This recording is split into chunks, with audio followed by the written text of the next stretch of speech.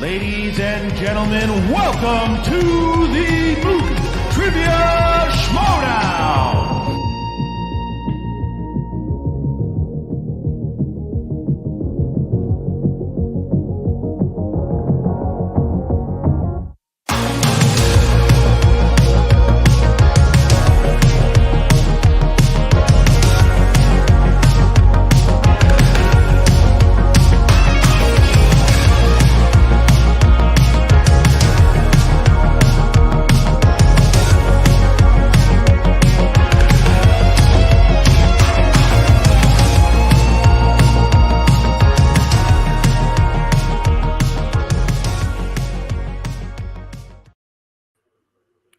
Evening all, and welcome to Sip or Spill, this show where I interview people from Schmoedown to find out all of your burning questions. And today I am joined by the illustrious Robert Parker. How are you today?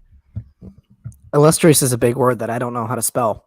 I'm doing good. Thank you so much for having me. You can be it without knowing how to spell it, right? I don't know that I'm worthy of that honor, but I appreciate all of your kind words, and I'm very excited to be here. Good. Have you been sending the Barbarian proof of life for Elvis? I have to know. I can neither confirm nor deny the details of any operation without the Secretary's approval. Let's just say that I am making it clear to Craig that he doesn't have Elvis anymore. Elvis is no longer in his possession. But Elvis is alive and well? Or? Elvis is fine. Elvis is fine. Okay. I guess it depends on your version of fine. I mean, so because you've obviously gone heel this year, I wonder. Elvis is as alive as he was before I took him. Okay, so it depends on what you thought of Elvis beforehand, because you have now turned heel, and I wonder, is that something you've always really wanted to do, become a heel? Oh, that's a good question. I always thought it would be fun, but yeah, you're here for the good questions. Is that it? Man, I always thought it would be fun, but I never knew if I actually would be in a position to do it. I always watched, people like Roka and Guy as heels, and I knew I never wanted to be that. I never wanted to be the hop on the desk and flip off the audience type. It's just a different kind of heel, right? Because what Guy did is different from what Chandru does, and is different from what Roka did, and so it's just different. I knew that it was really just being in a position to, right? Because in the dungeon last year, and the year before that, even we weren't really heels. We were cocky, and we were got put in our place a lot. But I wouldn't call us a heel faction last year. Whereas this year is much, much different.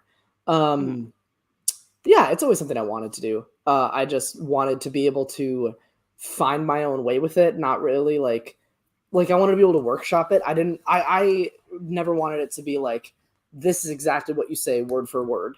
And this is, I wanted to be able to just play around with it and get a feel for it. And I don't think I could have come in straight off the bat doing it. This is my third season now, and I don't think I could have done it before now. I don't think that I just don't think I had the relationships with other competitors, with the fans, with other managers. I just don't think I had enough pull, if that makes sense. Pull is a weird word. Enough like market share is also just such a business term that I hate so much. But like, you know what I mean? Like I didn't have Well, you enough, got to have that foundation before you can really start going for people, so that they know that you're not just an asshole, right? Yeah, because people who come in as heels, like full blown heel, I don't think anybody has come in first match full blown heel. I don't think anyone's done it, and that's because it's so hard to do. Like you really, because if you come in right away, full blown heel, right off the top, and then you lose, it's super embarrassing and hard to bounce back from.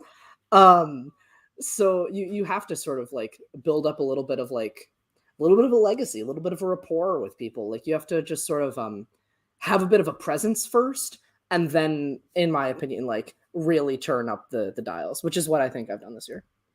Yeah, I mean, just a little bit. I mean, it must be really daunting just coming into Schmoedown in general, and then to add on to that, trying to be a heel, because you've really got to toe that line, because people could actually hate you. Right. I mean, you see it a lot with some of the heels.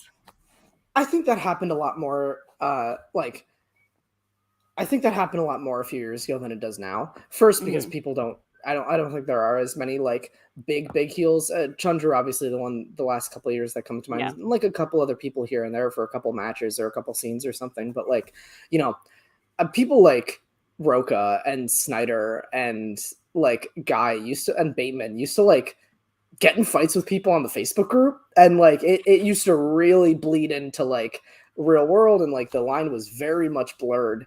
And that's a whole different skill. That's a whole different like era of what it's sort of meant to be a heel. But it's definitely different. Like that's not how I've been approaching it. I've not been approaching it as like I'm gonna go insult everybody like who comments on a Facebook thread.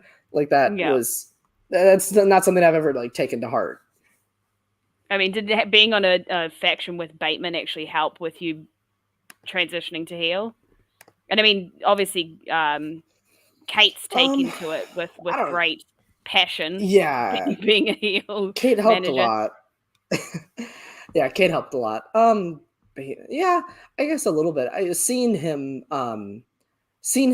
prep jabs beforehand, because like not everything is thought up off the top of your head. Not every insult, not everything you say. He's seen him like workshop some of those things. Like when they miss, I'm going to say this. Like seen him at least go through like a little bit of that process behind the scenes. Obviously, like I'm not in his head, and I wouldn't want to be. But like you know, so I don't get to see all of that workshopping. But getting to workshop like some of those things, especially the ones that have been very gameplay based. Like there's some stuff that I've done this year and did a little bit last year even, that like is sort of, it's gameplay. Like it's meant to throw off my opponent, but it's not like, hey, you look stupid. It's not like a verbal insult. It's just like a different things. So we can get into that later. But yeah, I think it's just helped to get under their skin. Bateman there. Yeah, it's helped to have to be working with Bateman, but also just observing like what people have done and being able to say, okay, you know, I do want to do this type of thing, but I don't want to do this type of thing. Like just being able to sort of make it my own has been interesting enough. I mean, did you have to do any sort of extra takes for your cutscenes and stuff like that, where you went a little too hard or anything like that? No, definitely not. Definitely not too hard. Just because the way that like the filming days are set up, you don't get many takes. You know, it's one camera. They don't really do multi-camera setup, so it's one camera flipping back and forth between the two people, or however the scene is working. And like because of how tight the schedule is on tape days, you get like usually 2 takes, sometimes just one. Which like I'm definitely not an actor, but like I feel like I could benefit from doing 3 or 4 and having like a little bit more of like an edit, you know, but that's just not how the cards have fallen with how the shooting schedule works. So you kind of have to like bring it when you're like, we usually do like a walkthrough and then 2 takes, and that's pretty much it. And so one of those 2 takes has to be good enough. So yeah, it's very interesting to try to like feel like you have to nail it and not break if there's like a comedic moment or something like that. Which must be hard against like Kaiser. Kaiser's quite good at his little witty remarks that come out of left field. I would struggle. Yeah, I don't think I broke with any scenes with Kaiser this year. But I did when we were shooting like individual stuff last year. Like we shot at the cantina scene with me, Wit, and Kaiser, where like Wit was gonna manage me, but then Kaiser shows up, and like that scene took many takes. But it's more so like imagine the two of them as well, because they're both so brilliant. Well, honestly, Kaiser kept fucking up his line. I didn't ask you if I could swear in here, but I'm just gonna do it. Kaiser kept fucking up his lines. So we had to restart. And then when he would like nail it, either me or Wit would break, and it was so much fun. But it took us a while to get through that scene with a good take. And then what was like not breaking? Yeah. It's more so like, what did you asked? Is it hard? No, not. I didn't have a problem like breaking with Kaiser. It's more Smats, like the scene where like we got really into each other's faces. I don't remember. I've probably broken that once. Yeah, it's you just gotta try to keep a straight face because you don't have a lot of time to like pull it down. That's all. And also like when you kind of sometimes have to shoot different types of the same scene. So like if you don't know who you're going to be playing, you might shoot one scene as though you're playing this person, one as though you're playing this person. You might feel like you had a better take at this person, but you end up playing this person instead. So that's that plays a part in it too. Was there anything that's been unaired that you've been like, damn it, I wish people got to see this? I want to talk about this. This is an excellent question. Yeah, it wasn't one of my jokes. It is one of the funniest things I've ever heard somebody come up with. Obviously this scene will never go up, but the day that Hannah and Barbarian played, I know I was going to be playing the winner of them, but we didn't know which one. But we had to play the scene where Dan comes and whispers in my ear while me, Kate, and Dan are standing there. So in the context of the scene, it was Dan telling me to steal Elvis essentially. But we shot an alternative version of that scene where if I had been playing Hannah. And I thought it was way funnier. I like it how it played out because, like, I'm glad that like I was able to beat Barbarian the way I did in the Stealing Elvis. I think has played off really well. But Dan basically was talking about how like he was just trashing the Mercs, right? And he was talking about how he's like, I don't even know if Koi's going to be there for this match, And Kate's like, oh, why? Dad's like, well, I may have done something. So I put a cardboard cutout of Kevin Feige out in the parking lot. So Koi will be taking selfies with it for a couple hours. And that's just one of the funniest things. That is objectively hysterical. And the way he delivered it was so good. It was just one of my favorite jokes ever. And I'm so sad people will never, I wanted Hannah to be Barbarian just so that joke could get just played. for the cutscene. So I put up a cardboard cutout of Kevin Feige out in the parking lot. So that'll keep Koi distracted for a little while. Like, it was so good. It was such a good line, and I think Dan came up with it. Like, it was so good. Wow. Any other sort of unaired moments, or do you find that mostly everything gets through to us as viewers? I mean, we like I said, we usually do like 2 takes of the same scene. So like, especially like, well. Nothing that I've been in that's been unaired. There was this cutscene I think that went up. I haven't watched this episode of Friday Night Titans from yesterday, so you're gonna have to stop me if this hasn't aired. But I think there's a scene where Jen is coming out of a dressing room. Does this sound familiar? And somebody is there. No. No. Somebody can tell me in the chat if that aired or not. Someone in the chat stop him. Somebody tell me if I'm not going to go any further than that. But there's a scene where Jen is coming out and she gets stopped, coming out of a dressing room and she gets stopped by somebody. Tell me if that scene went up on Friday, because I was a couple feet away when they were filming that, and I was just watching it, and they did. There we go. Brian said it aired last night. It did. Okay, thank you, Brian. Yes, Jen Floss. Thank you guys. Yes. So Jen comes out, Floss stops her. And Brett is just a hilarious improviser and just such a funny guy. So they did like 3 takes of that scene, and I was sitting on a couch like across the room just watching it. And every single take had so many different jokes. So I have no idea which version made it in, but like there was a take where she was coming out of the room and he's like, "Oh, where's the fire? Are you running from fire?" Like he's like, "Why are you running away so quickly?" Like he did a take where he was talking about hiding his phone number in one of her like pockets of some random outfit so that it would be like a little scavenger hunt for her to like go find his phone number. There was so many wild things that he was like, there was one scene where he went off for like 40 seconds about how it's like a cat and a mouse game, and he's the cat but she's the mouse, but he has mouse-like tendencies, and then he's like, oh, but enough about animals. Like he's a hilarious improviser. So I don't know which version of that scene made it in, but all of them were very funny. Brian's just asking if Elvis stealing Elvis is what Dan whispered in your ear. I mean, that's not what he actually said, but that's what the implication of the scene was. Can you tell us what he actually said? I don't know that I remember. I remember it being something like that was the second take that aired for sure. I remember the first take being something funny and me like having to try really hard to like not smirk. Like I smirked, but I had to really try hard not to like chuckle or like cackle. But I honestly don't remember. It was something funny. I couldn't. It may have been some like weird reference about like The Mole, which is like a TV show that he and I and Mara have watched together. I don't know. I have no idea what it was. Yeah, because you I would two tell are you quite close outside of Schmoedown. That's like an open secret. Yeah, for sure. As soon as really starting last year, at the start of last year, after the draft, like when we got both Dan and Mara, like I had met them both before.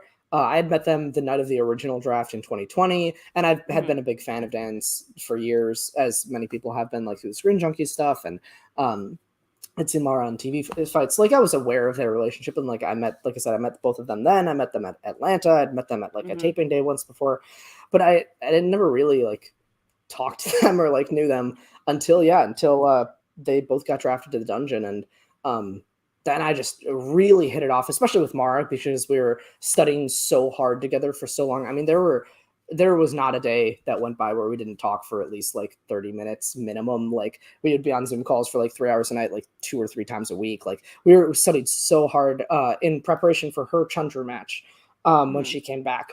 So the start of last season, we worked together a lot, and we just like Mara and I have very similar senses of humor, where it's like very dry and like kind of inappropriate, and we get each other's sense of humor a lot. And Dan too, like once I started like hanging out and talking to Mara more, started talking to Dan a lot more, and he also has a very similar sense of humor to the two of us. So yeah, I would say I'm pretty close with both of them. Very, very good friends of mine.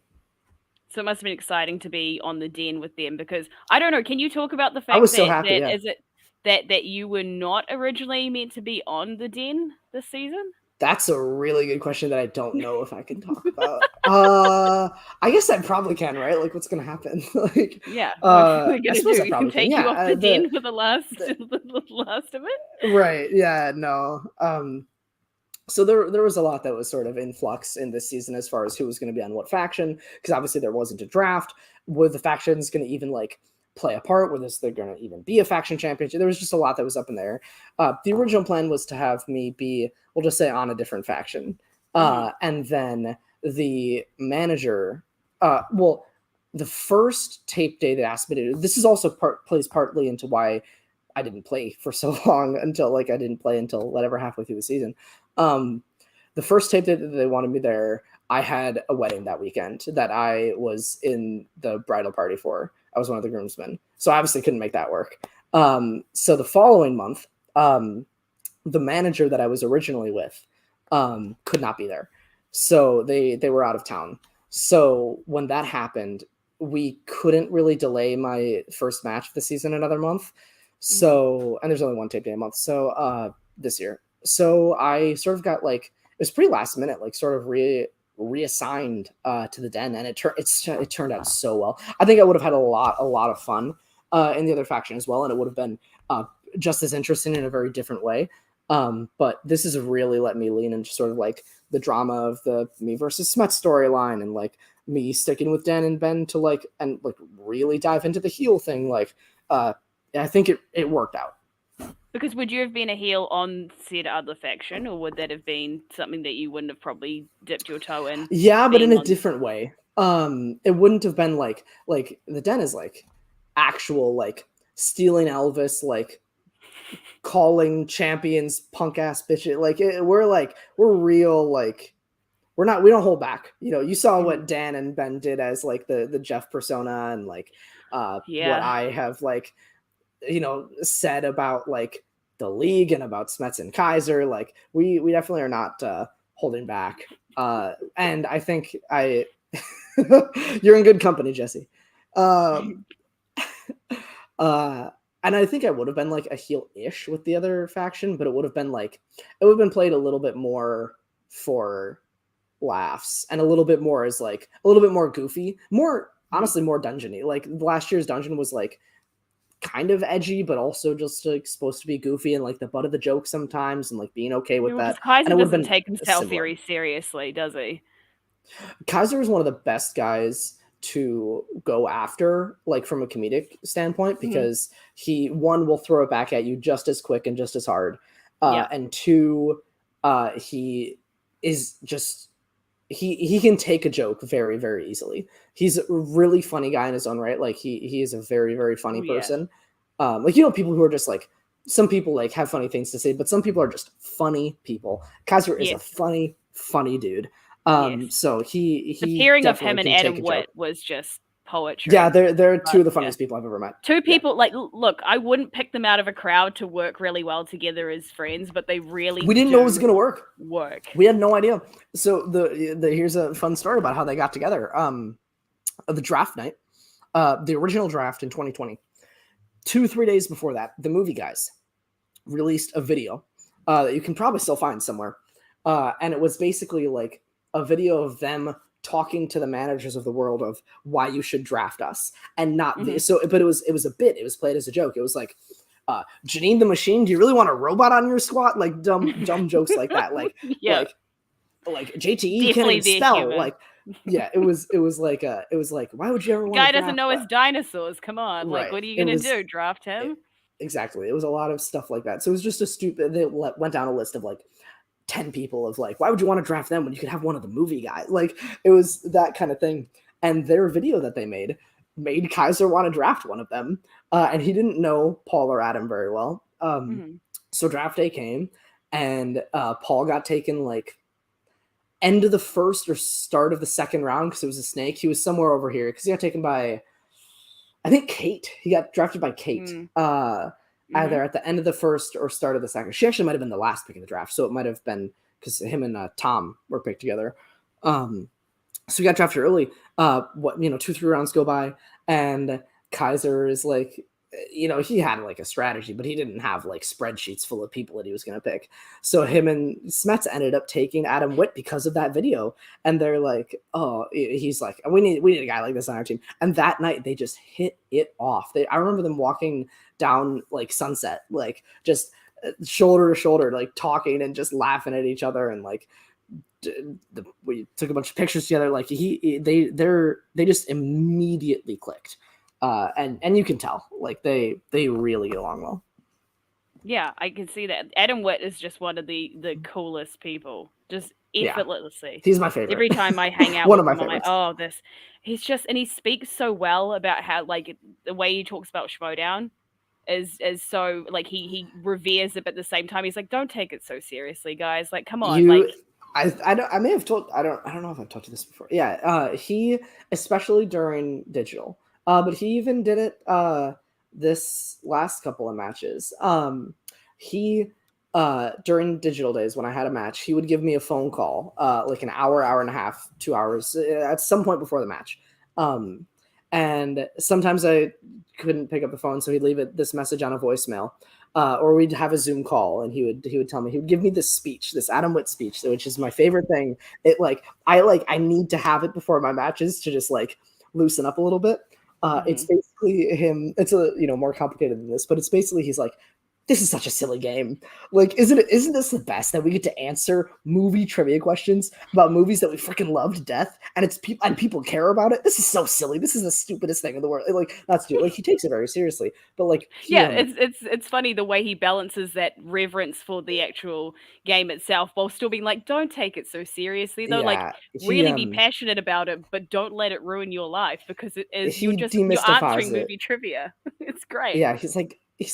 This is Star Wars trivia online with you nerds. We're such nerds. This is the best. Like he just demystifies it in a way that really helps me like smile and loosen up and breathe and relax. Like I really, really like the way that he puts everything into context. He did it for me at Spectacular, like right before the day of Adam Witt speech is like part of my routine before matches.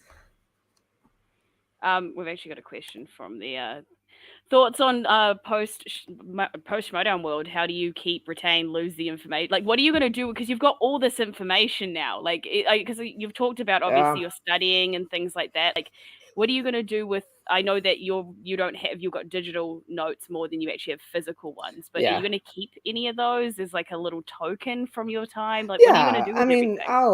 Yeah, like you said, most of my stuff is digitally. I have big spreadsheets of notes and Quizlets, and I have some like physical note cards, but not that many. Doesn't surprise me that people have spreadsheets of. Well, so here's why: because it's a lot easier to like. I can have a tab for each category, so I can have a tab for MCU, and here's the movie, and here's 150 questions. Then here's the next movie, and 150 questions. So like that's just how I do it. But I don't know. Like as far as like the actual like work that I've put into like gather all of this data and information, like I'm not going to hit delete on all my spreadsheets and like digital note cards. But like, will I study it ever or like often? Like maybe just to like challenge myself sometimes, but very like not often. But also like I got into this because I love these movies and because like I like knowing useless shit about these movies. Like I will still text my sister or my old roommates like random Harry Potter questions and be like, "Hey, did you catch this last time you saw it? Like what's the name of the person who does this, or what spell is used?" Like, do they enjoy it? My roommate definitely does. My sister and I did it a lot when we were younger because we would basically memorize like the entire scripts to certain movies, especially the Harry Potter movies, but others beyond that. Like my roommate definitely does. He'll still like every like month he'll be like watching Goblet of Fire and he'll say, "This one will stump you," and he'll like give me a trivia question. Yeah, so that's not gonna change like that. Yeah. But as far as like sort of the peak and valley of like building up to studying to feel really confident to compete in like the Schmoedown, like I'll never need to be at that knowledge level again, as far as I know. There must be a bunch of movies as well that you're like, I'm glad I never have to watch that again. Yeah. Correct. Which one are you the most glad you're never going to have to watch again? I don't know, never again. Like I am a frequent like rewatcher of movies, which I guess like makes me, I think, a little bit more predisposition to IG. Like some people would just go absolutely nuts if they had to watch the same, 300 some movies over and over and over again. Yeah. I kind of get like a little kick out of it. But there's definitely some that I'm looking forward to not having to revisit for a long, long time, if ever. Most of the Transformers sequels, they are such a slog to get through. I don't know, a lot of like the really, really, really crappy comic book movies. Like I don't need to ever watch Son of the Mask again, or like Elektra, or Catwoman. Like Catwoman's great. No, I did my time. I did my time behind bars. I did my jail bit, and now I'm ready to be free to watch other movies that I haven't seen before. So that's the information you're going to let go of is the Yeah, but also like I still might text like Mara or Kevin like every couple of months and be like, "Hey, remember this?" Like that's just what I do. But no, like I'm not going to study it actively. But also like I've talked about this about like I've talked about this with Mara and Smets and Dan a lot. Like some stuff once it's in there, you just can't get it out. Like it may go dormant, but like you can just dust it off and then it's right there. So will I ever need to know who played this random character in one scene of Conan the Destroyer? Like, no, probably not. But also, like, is it ever really gonna go away? Probably not. It will be deep, deep in my long-term memory. It's like when you hear a song that you listen to a lot as a kid, like, but you haven't listened to it in like 10 years, and then it comes on again, and you can still sing every word. It's like, how is this still in my brain? I haven't listened to this song ever, like in years and years and years and years and years. Like but I still know every single word, every single note. Like, it's that kind of thing where, like, it's in my long-term memory at this point. So, it may not it may not ever fully go away, but it'll start gathering dust, and I'm totally okay with that. I mean, to Ben's question, I think you kind of answered it, but would it be the Transformers category that you just don't probably. Even... Will you go back Mainly and watch any of them? Because I've only seen the second one. I've only seen the first two, and I haven't that's the worst one. it. Oh, cool. That's why I never watched another one again. I mean, Like, no, I really like introducing people to movies that they haven't seen before. So like, if I like become friends with somebody who's like, yeah, I'd like to watch the Transformers movies, I'll be like, all right, let's grab a 6-pack of beer and sit down and watch. Like, I'm not never gonna watch them again. Will they be my go-tos on a Friday night? Definitely not. But also that it's like, what category you're never looking forward to studying again is a little bit different, because like, it's definitely still Transformers, but it's not just because those movies are bad. It's also because they're dense. Like, this is like a concept that I talk with Mara and Spets about all the time. I think we also had a conversation about it where we talk about this all the time. You've got like Lego Batman, that is one of the densest films. Yes, it's so absolutely. There's so much. I mean, you can explain. Explain to the audience why we're calling it dense. No, you're probably like, right. There are movies that just have more trivia information, whether they're good, bad, long, short. There are some movies that just have more stuff in them to memorize. Weird locations, names of 50 different characters, different MacGuffins. In Transformers 2, there is a shard and there's a sliver, and those are different things. Like, there's just so much ticky-tacky, no. Like, there's so, and they're in the animated Transformers movies, there's about 150 characters. It's not that many, that's an exaggeration, but there are so many characters, and there's so much of this. It's this person who is this, and they have an army called this, and this person who has a nickname of this, and it's just like, they're such dense movies, and they're hard to really nail down and be comfortable with. So that's the other reason, is not only are those movies hard to watch, but they're so dense. Like a movie like Elektra, or a movie, what's another movie I don't really like in IG? Trying to think of a good example. Oh, no, that's a bad example. Let me think for a second of what a good example would be. Some of the Mask, actually. Any of the Star Trek ones? Yeah. No, those are pretty dense. Some of the Mask is an example of a movie that's not very dense. There's not a lot of trivia in that movie, and it's also very, very bad. Those movies are really hard. Those movies are easier to study, though, than the bad dense ones, because the bad dense movies, you want to look away and just stop watching, but you have to pay such close attention to really understand the dense stuff. So I don't know. The category that I'm looking forward to not studying anymore is definitely Transformers, because the movies are bad and they're dense, so you have to pay attention. You can't just like turn off your brain. Like Elektra is a good example of a movie that's not very dense and also very bad. Blade Trinity, not very dense, very bad. Like, I would watch those movies definitely before. I would study those movies before I would study Transformers 4. Wow. Leo wants to know, what is your favorite IG category except for Middle Earth? Definitely Harry Potter or Wizarding World. Well, yeah, I mean, I don't like any of the Fantastic Beasts movies, but yeah, I am the absolute target age for all things Harry Potter. Like, I read all the books as they were coming out. I saw all the movies as they that's like my mom would like read us Harry Potter books when we were kids. Like, I haven't seen every movie in the theater, but like I've seen every movie. I mean, hundreds of times, probably thousands, honestly, for some of them. Like, that's not an exaggeration. I've seen those movies so many times. Yeah, probably that. Do you think you can watch IG movies now without studying? Like, how you just... Oh, yeah. How do you turn that part of your brain off? Not have a laptop in front of me. Honestly, like... Okay. Is that how you study, with the laptop sitting in front of you? Mm-hmm. Mm-hmm. Oh, wow. With my spreadsheet up. So if I'm like actively studying a movie while I'm watching it, I'll like be into the Wikipedia page and maybe a couple other sites that have some interesting facts, and I might have, oh, who cares? I can give away all this. I might have, I have the transcript up. I have the script up. so that if Oh, I miss a wow. line, I can just search the script for like, oh, what'd they say there? Was that an important piece of information? So I'll have the script, I'll have my Quizlet, I'll have a spreadsheet. Like I'll have this laptop here set up while I'm watching the movie, and to just like not study it.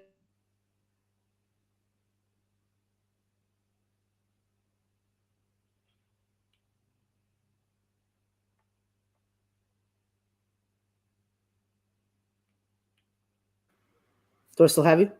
There you go. There you are. Sorry. No, I was just saying, yeah. I stopped studying. I'm ranting now. I tend to do this. no. Basically, yeah. This is what the show is. It's not. It's about yeah. you. I feel like I haven't been drinking enough. Yeah. I just don't have tabs open. I can. You still just like by osmosis when you're watching movies, like you just tend to remember stuff about them. Like I didn't study Harry Potter when I was 10 years old. I just watched those movies hundreds of times. You know, I didn't study Lord of the Rings. I just have seen it so often. But yeah, if I'm not actively trying to memorize every little thing, I just don't have a screen in front of me, and it's pretty easy to just turn off the studying piece of the brain. That's good. So one of the other questions is Brian wants to know, what was your favorite match you have competed in?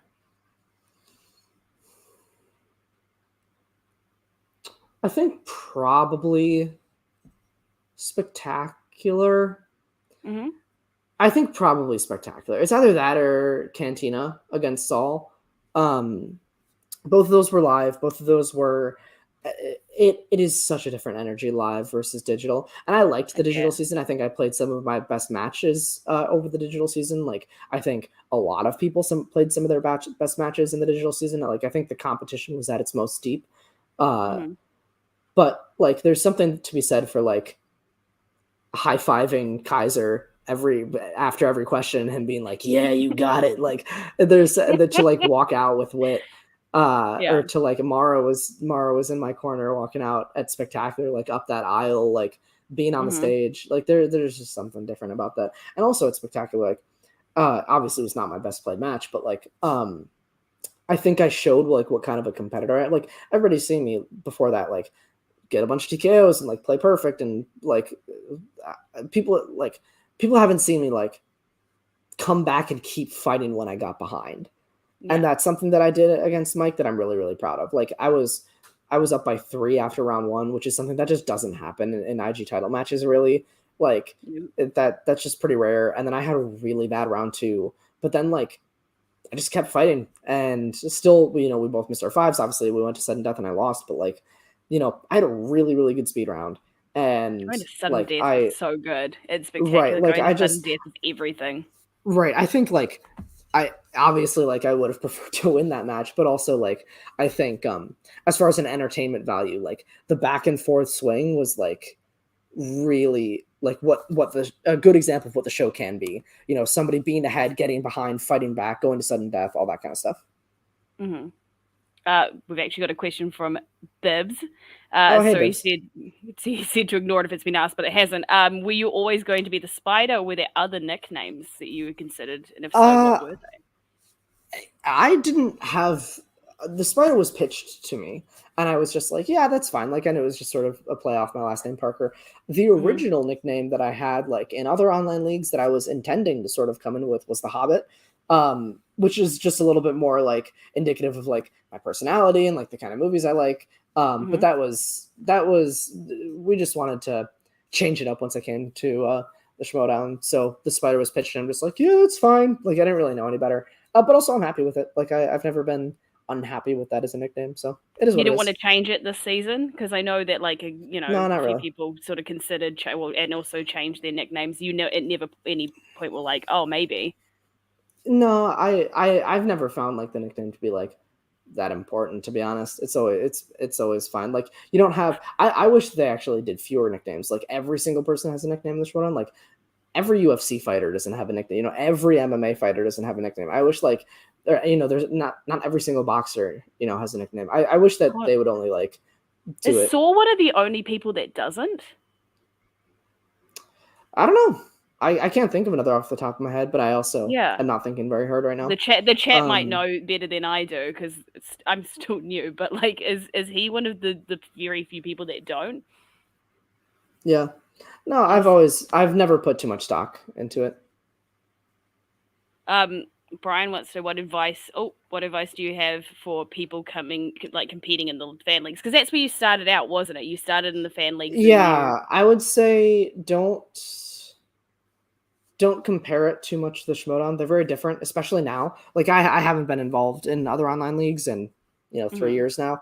But when I was very involved, even at that point, and it's evolved a lot in the last few years. So don't think of it as like the first ever league like that was called the Fan Movie Trivia Schmoedown, and most online leagues like that now are not like they're not that anymore. They're just other people playing trivia, which I think is awesome. And so I would just say, study if you want, know your stuff, but also like be entertaining, have fun. I met a lot of really, really great friends in that community, and it's a very different community than people, the Venn diagram of like fans of the Schmoedown and like fans, that online league community is a little bit different now than it was 3 years ago, and that's okay. So I would just say, yeah, have fun. It's a very crowded community, but I think the people who really find success have a lot of fun in it, which I definitely did. I had a lot of fun in it. Curtis might be right. Video Drew, I don't think she has one either. So yeah. No, she doesn't. Yeah. Yeah, but Bibbs was right. Saul is the nickname because it was always introduced as this is Saul. Right. Yeah. So yeah. What was your favorite match that you didn't compete in? Because we talked about the ones that you did compete in that you. Oh man, that's so much harder. Because like I've been a fan for a long time, like way before I started competing. Since like I think the first match I ever saw actually was, funnily enough, Bibbs versus Andraco. I was working at a movie theater, and two coworkers of mine, one who is now my brother-in-law, and the other one who was actually a reactor back in the day, but his name was Jeff. He sadly passed away a couple of years ago. But my brother-in-law and Jeff showed me like my first movie talk, my first movie fights, my first Schmoedown match, and it was Bibbs versus Andraco, and I got really hurt. So I've been around, I've been an obsessive fan for that long. Favorite match? Honestly, probably Mara versus Tundra.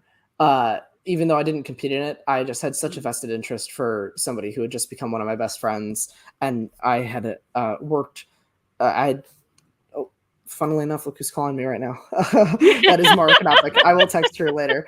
I have to tell her that I can talk later. Give me one sec. Like, you want to join us in an interview? Sorry. Speak of the devil. No, I was just rooting for her so hard, and it was the whole dungeon, like in a Zoom chat, watching the match. And it was the same night that Molly had just put up a really good match against Laura Kelly. And we were really getting the feel of it was, the season opener, and Mara and I had been working for weeks together, day in and day out. And I just, I wanted her to succeed so bad, because I know how hard she wanted it. I know how bad she wanted it, how hard she's been working, and she did. And we were just so ecstatic for her. She takes you back. Yeah, she did. Give me 1 second. I'm going to tell her that I'll call her in a little bit. Oh, Bibbs is calling you out just a little bit. Just a little bit. That she literally called me.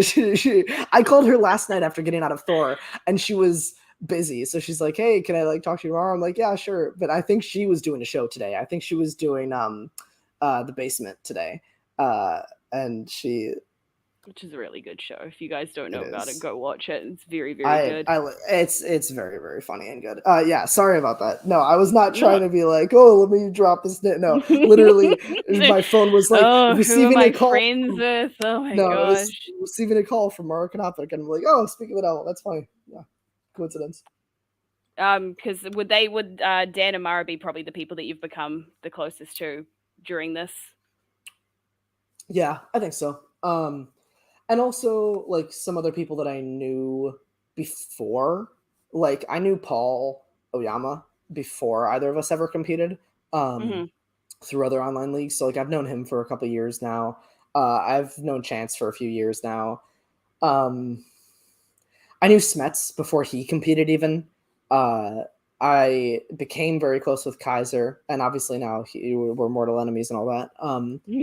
But yeah, Kaiser, Wit. But I think Mara and Dan probably closest, and definitely Smets is 100% up there, and Paul and a couple other like behind the scenes people too. Yeah. Galaxy Geeks Luke wants to know what's it been like to be able to join this community. Amazing community. I'm very grateful that I have been able to do this. Like that's the thing. Like obviously everybody is really bummed about this ending because like I think we had really hit our stride with like the Titans format, and like the scenes were all really good and the storylines were really starting up, and like the matches, the competition was at its best. Like so obviously we're all really bummed, but you got to think about like how long this lasted. 9 seasons. Like TV shows on cable don't really last 9 years. Streaming shows don't last for 9 seasons. Like we all got to be a part of this really amazing thing that lasted for 9 years, and we're all so grateful to have been a part of it. And to the amazing community, we're really grateful for just everything. We're grateful for the show. We're grateful for the people we've met, the people who have met us. Like, but like things come to an end, and then it's on to the next thing, So yeah, obviously bummed that like it couldn't go on longer, but it had a really, really good run. It's going to be like a Schmoedown reunion somewhere down the track, right? Where you guys are all going to get together and like hang out and share a laugh and whatnot. Because like it'll be like 10 years removed, and we'll put it on HBO Max. It'll be like the Harry Potter reunion.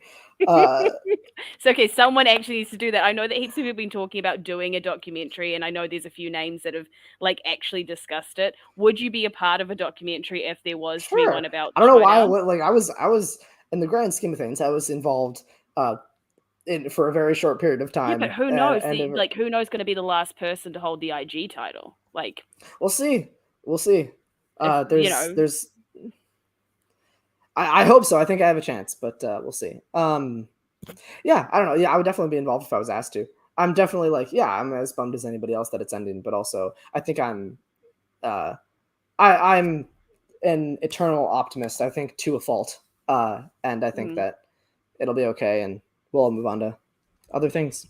Is there anyone that you wanted to play this season that you didn't get a chance to, that you're kind of like sad that you didn't get a chance to go up against them? Yeah, I think I would have liked to play Mara. But there was just a lot of complications especially with it only being in studio, like getting us both out there on the same weekend and being like feeling like we were going to be ready. Like there was just I think I would have liked to play that match. But just like being able to play your friends is just like so much more fun than playing somebody that you like don't know or like have real bad beef with. Do you think whether you would have ramped up the heel stuff as well because you know that you're friends with her, or would you've like pulled it back? I'm really curious about whether you go soft touch or whether you're like, you know what, she can handle this. I'm gonna go a lot harder than I would. Because the thing is, like, that's a good question. I think I probably would have less than I have been doing with Smets, but still, like, I probably would have but also, like, Smets is the kind of guy who will, like, fire back. Mark, like, the person is sort of just, like, have, like, a little bit, like, of a quieter, like, demeanor. So you sort of, like, it's easier to, like, insult somebody who will like throw it back at you. Like you kind of feel like an asshole if you're. It's like when they just take it. If you're like heckling somebody who doesn't bite, right? Like she's so good at like keeping a cool head on camera and stuff. Like it would just it would almost feel wrong to like fully turn it up against her. Although I'm sure I could, like if we discussed it ahead of time, like I think we could have a lot. That would make you such a massive heel as well. If you went about her, Mara.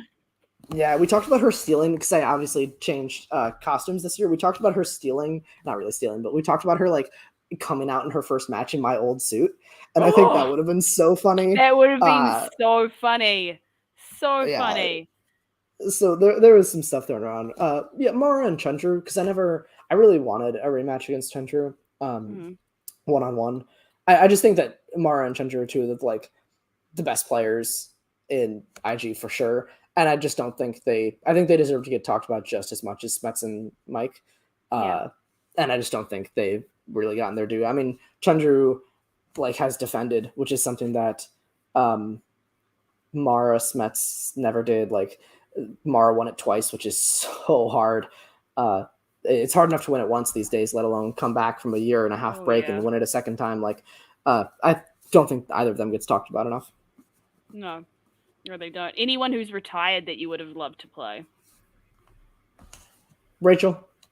Most IG players are gonna pick her, aren't they? Because she is just the height of the game. Because the other thing is, like, honestly, like, this may be a hot take. This is hot takes on Sip or Spill. Ooh. I think hardly any people who played in the early IG, hardly any of them can hang nowadays, honestly.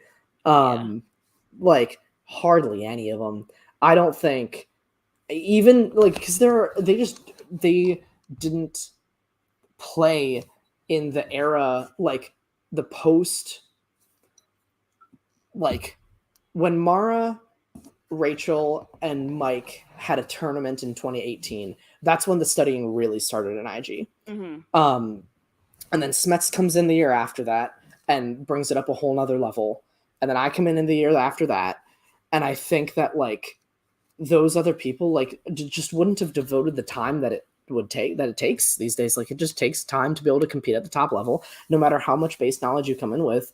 If you don't adapt and grow with especially with the new movies that were added last year, Inman, Navarro, Burnett, Johns, none of them, I don't think, would have been able to hang against even people, like, who have played well, but not, like, really gotten to the top. Like, I think all of those people would lose to Hannah, Barbarian, Amaru, Saul, Haas, probably. Like, I don't think any of them, and it's just because they're very busy professionals and do not have time to watch and intricately study 300 movies, or would choose not to make the time, I would suspect. And I don't think any of them would have taken the time to stay at the top. I think Rachel would have. I don't know if she would have liked it, especially with the new movie expansion. I don't think she would have enjoyed studying all of the Transformers and all the new Marvel Alien films. Predators, all the new Marvel. Like, I'm sure, like, I don't with the expansion, I don't think that it would have necessarily helped her out. But I think she's the one who I think would have made the time to get back to the top. I don't think any of the others would have, which is why I give so much credit to Mara, because she was around really. She's the last of that sort of, like, old guard era, and to come back and still win it, I think, is a huge, huge accomplishment. Massive. Right. So Rachel's the main one. I would have liked to, like, either play her in her heyday, but I feel like I have played my best once the new movies got added. So I would have liked to, like, give her a couple months to, like, freshen up and then play her at the top of her game. But yeah, frankly, I just don't think that any of the old guard of IG would really stand up in this time. Yeah, I mean, it's changed a lot, and even talking to a few IG players, the way changed. they study is huge. Like, we're talking so many note cards, so much time devoted to it. Inman and Navarro and Coy know a lot about comics and about these movies. They know so much, but they're not going to go. I would doubt, with their busy schedules, that they would go back and intricately detail watch Predator 2 or Transformers 4. Yeah. That's what you with have the to do. Laptop and the spreadsheets and you have to commit time to it.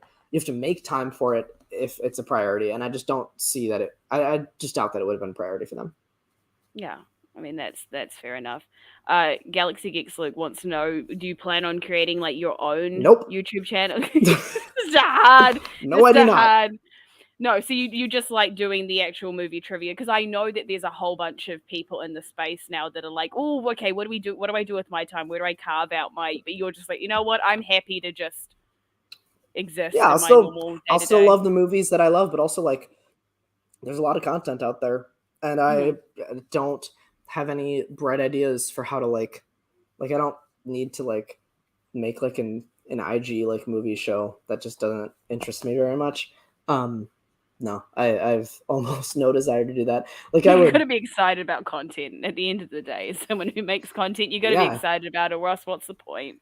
Well, like, there are things that excite me and, like, thrill me about, like I could see myself being a creator of some kind, but not about, like, movies or trivia. Like, that's just not the kind of thing that I'm really interested in. Like, just because like the movie YouTube space is very, very, very crowded, and I don't even if I like, I just don't have a desire to break into it. I really don't. Mm-hmm. I would much That's fair rather enough. like guest spot on other people's podcasts about things that and talk about things that I'm passionate about, or things like that, rather than like start my own. I have no desire to spend time doing that. Yeah, that's fair enough. Leo wants to know, how does it feel to be have the most KOs, TKOs in the league at 7? I don't know about in IG for sure. I don't know about. Yeah. I don't know if anybody in singles or teams. I mean, that's has deeply more than that. impressive. Thank you. It's it's interesting. You kind of got to put into perspective, because like you can win by 1 point with a TKO, right? Like TKO essentially means that I think I put much more stock in the KOs than TKOs. TKOs mean that like your opponent either got hard questions or your opponent just didn't pull it out at the end of the day. And you can win a TKO by 1 point or by 7 points, right? KOs obviously are much, much harder to get, especially nowadays when people are so well studied. Getting a KO it in feels really good. today's side of the league is just insane to watch. Yeah, it's hard. Absolutely insane. Yeah. And I'm also, I think the thing I'm, rather than just like the pure number of 7 KO, like, yeah, that's like, that's obviously a lot. And like, I'm really glad to have taken the title from my enemy Smets. But the KO title, I mean, like the record that he had, I tied it. He had it. Who did he beat to take it? I guess it would have been Saul, huh? Because he TKO'd Saul. Yeah. Right. So we were tied. He takes the TKO record, or the overall KO title, whatever you want to call it. He takes the KO title. I tie it with him when I beat Haas, and then I take the title from him when I beat Barbarian. No, it's cool. It's like a nice little rivalry that me and Smets have. I also really like that it's against a huge variety of people. I've TKO'd everyone from like Haas and Barbarian to like Irwin and Swift and Saul to like Ace and like it's not like I've just like it's like I've just TKO'd like one person like 3 times. I've played a lot of different people. Oh yeah. I mean, it must be pretty surreal when you realize that you're going to potentially get that TKO or the KO, especially the KO. That must be insane when you start doing the numbers and going, oh. Yeah, the full out KOs only happened, I think, twice to me. The first one, and it almost always is because your opponent has a very, very poor round 2. If they have a bad round 1, they can bounce back from it. But like if your opponent has a really poor round 2, you just kind of know that it's going to happen. So it happened against Ace in my debut match, and he had Harry Potter in round 2 and checked like almost every single question, and I stole a bunch of them. And I just knew that if I had like a halfway decent spin, there was a good chance. And then the other one was against Saul, and he also had a very poor round 2. He kept Swashbuckling Adventure, and I stole like 8 points in that round, or like 6 points. I stole like 3 2-pointers in that round, which is a lot of steals. So yeah, doing the numbers, I am just the kind of guy who doesn't really pay attention to that stuff until there's the end year winner. I just never believe that it's over until it's actually over. Yeah. So there's never a point in your mind where you're like, I've got this at all. There's never a point in my mind where I'm like, it's over. I always assume my opponent is going to answer everything. So I have to be better than them. Like that's, especially in the last round, I never go into a last round being like, oh, I'm up 4 points. I think I might get a TKO here. Never. I never have that attitude. I am always going into this, especially that last round, being like, okay, well, they're going to go 3 for 3, which means I have to too. I'm ready. Let's do it. Like that always is my attitude going into last rounds. Even though if I had to answer not quite so many, final round questions, it's always just like, well, I got to be prepared to hit all 3 of mine, because that's just how it's going to go today. Oh, wow, that's fair enough. Ben was talking about how fun it would be to see you and Cushing in a middle. I would love to do that. I would love to do another Middle Earth match. I want to make sure we include like, yeah, I want to maybe even include like the animated Hobbit and like the animated Return of the King movie. Ooh. Like I want to, those 2 were TV movies, but like, yeah, I wanna get deep. Yeah, that'd be a lot Oh, of so fun. you I would want do to that for do sure. the full Middle Earth experience. We're not even just doing the movies anymore. We're doing like the full on. Well, those are TV movies, but like the one thing I don't want to do is just a Lord of the Rings match because I think Yeah. it's still interesting. There's a lot of trivia there, but like the Hobbit movies are also very dense, and like I think it gives people a good reason to like go rewatch and reconsider them because I like those movies a lot, and I think that there's a lot of good like filmmaking and trivia, like not just trivia, but like good filmmaking, like a good viewing experience to be found in them. So like that's also where I think I have a huge advantage trivia wise. You know, a lot of people know a lot about Lord of the Rings movies. Not a lot of people know a lot about the Hobbit movies, and I definitely do. No. So I wouldn't want to throw away that. I mean, that's fair enough. That's fair. Because are you one of those people that you sit there during like a Middle Earth movie with someone and you're just trying not to like point out stuff to them that you've obviously studied? Is that hard to do? Because everyone makes the joke about the whole, did No, you know not that really. Aragorn actually broke his toe when he Broke his kicked that toe, helmet? Like sure. everyone makes the joke about that. And like anytime I've Yeah. met someone that's made it genuine, like this is a fun fact thing, I'm like, dude, how long have you been around for? Like I everyone don't makes the same joke. I don't know the last time that I watched a movie or a series like that, like Harry Potter, Lord of the Rings, or like some of the other one-off movies that are like my biggest passions. Like I can't remember the last time I watched one of those movies with somebody who hadn't seen them before. Almost every time I watch one of those movies, it's either by myself or like with somebody who also loves them just as much as me. So if I'm like, hey, in the next scene, you know what Frodo's, they finish this quote from Frodo in the next scene, and it's sort of like just a banter. It's like how I watch those kind of movies with people that I love who also love those movies as much. Yeah. But it's not like I'm biting my tongue to like hold back trivia because I just don't watch it with a lot of people that haven't seen them before.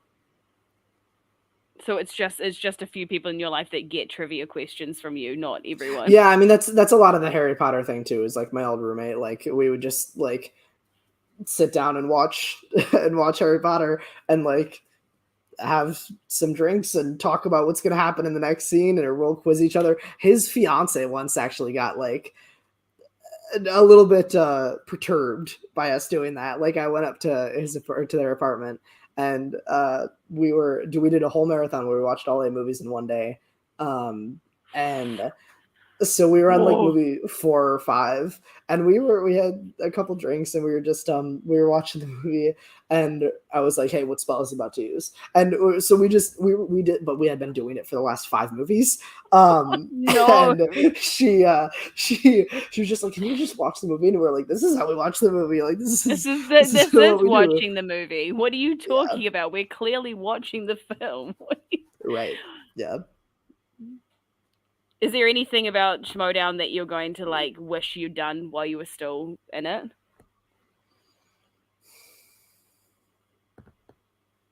Yeah, play teams match. Mm-hmm. I like an IG teams match or just like an actual straight teams up teams match. match?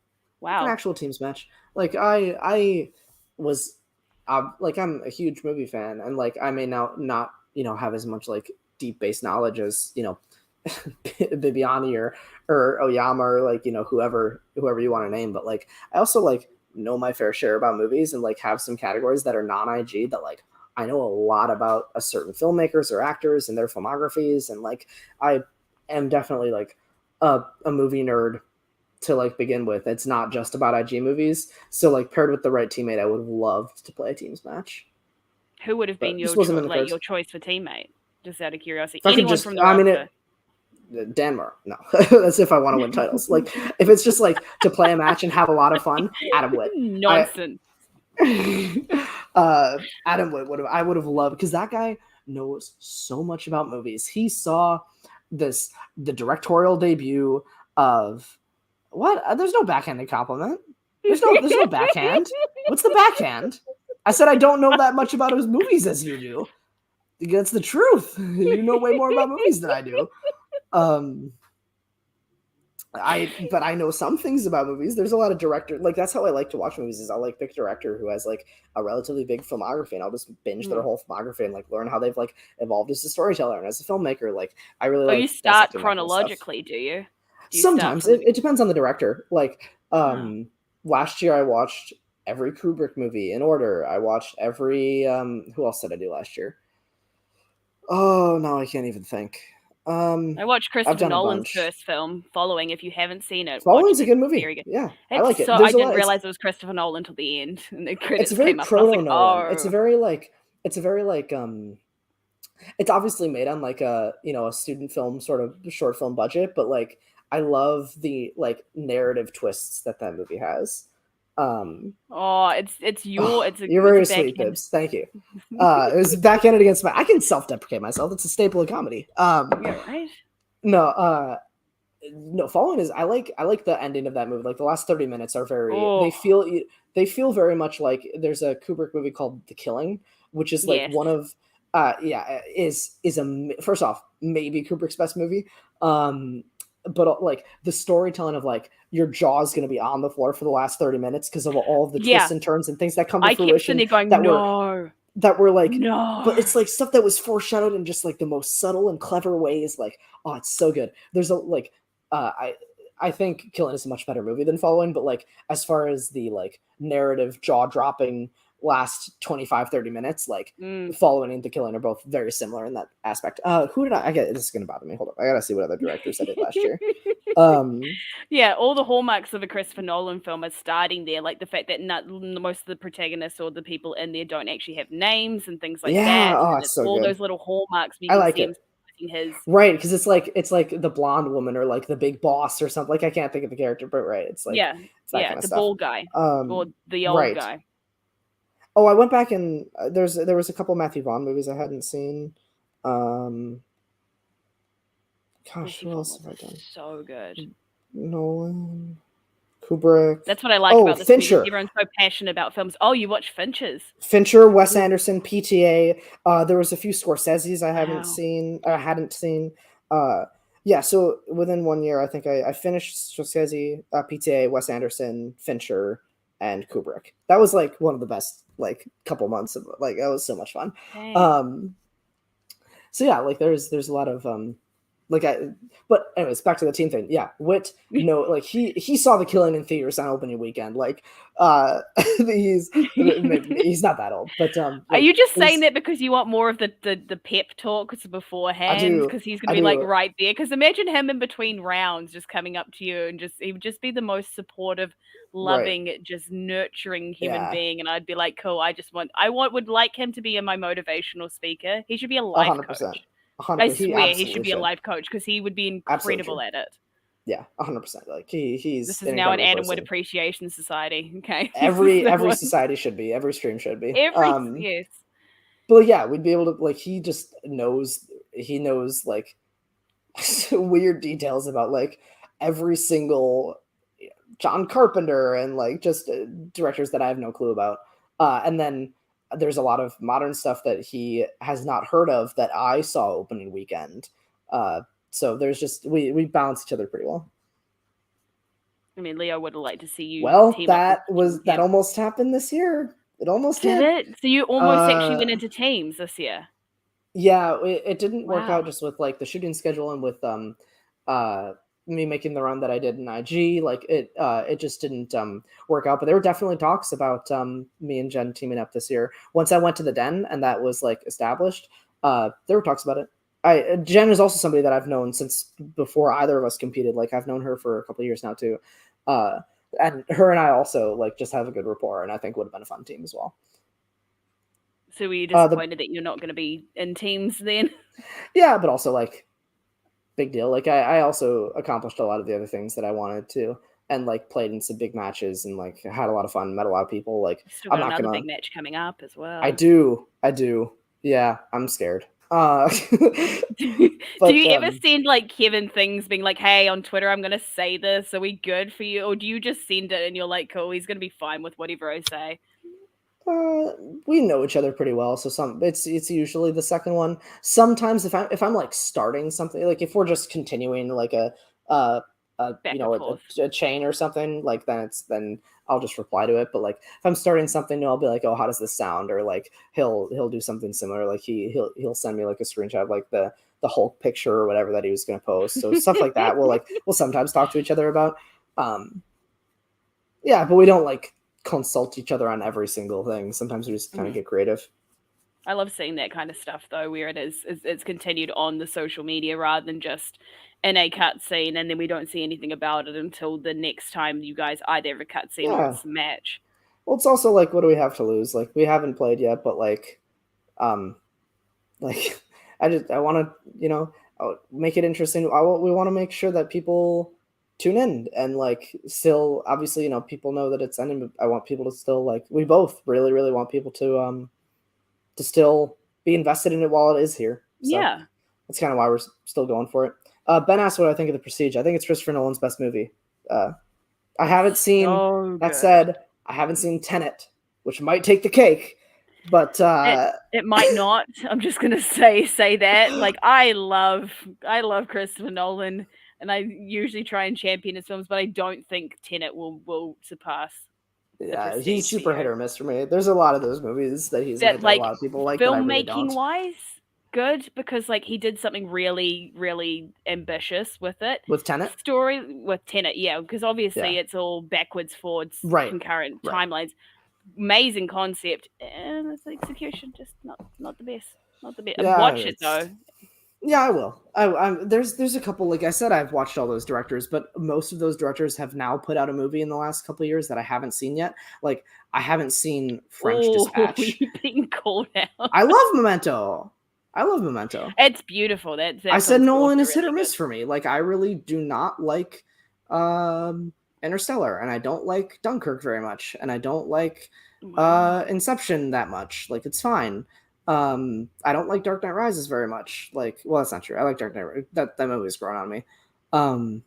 What is it because of how many times you've had to watch it? No, I just think I was too harsh the first time. I was expecting the Dark Knight going into it, and it's not that. Yeah, no, it's definitely not that. But like, I like Insomnia more than most people. I like Following more than most people. I like his earlier stuff a lot more than his more like later blockbustery stuff. I really don't like Interstellar, and I'm not a big fan of Dunkirk, although I haven't seen it since 2017, so maybe I should rewatch it. But yeah, he's hit or miss for me. Inception, I think, is like that you think people would be any IG opinions that think people would be surprised. Like just that. Well, I mean, it's not a surprise anymore, but I love the Hobbit movies. I think they're actually like really good. And while I would have much preferred to see like Guillermo del Toro's like take on those movies. Like I think Peter Jackson still did a really good job, and like, in bringing a lot of like the wonder that Tolkien wrote into that book into the movies, and like obviously narratively, like they're a little, especially Battle of the Five Armies, is like a little bit messy, but like I think the characterizations of all the dwarves are like really really fun and heartfelt, and I just love living in that world. But like, I mean, besides that, like there's not really anything that like nothing that I can think of off that. Oh, I love Eternals. That's probably the other one that just to the top of my head. I really really like that movie, but that's just recency bias. Oh, that's not recency bias that I like the movie. That's why that movie came up to my head right away. Is because it was recently. Yeah, I don't know.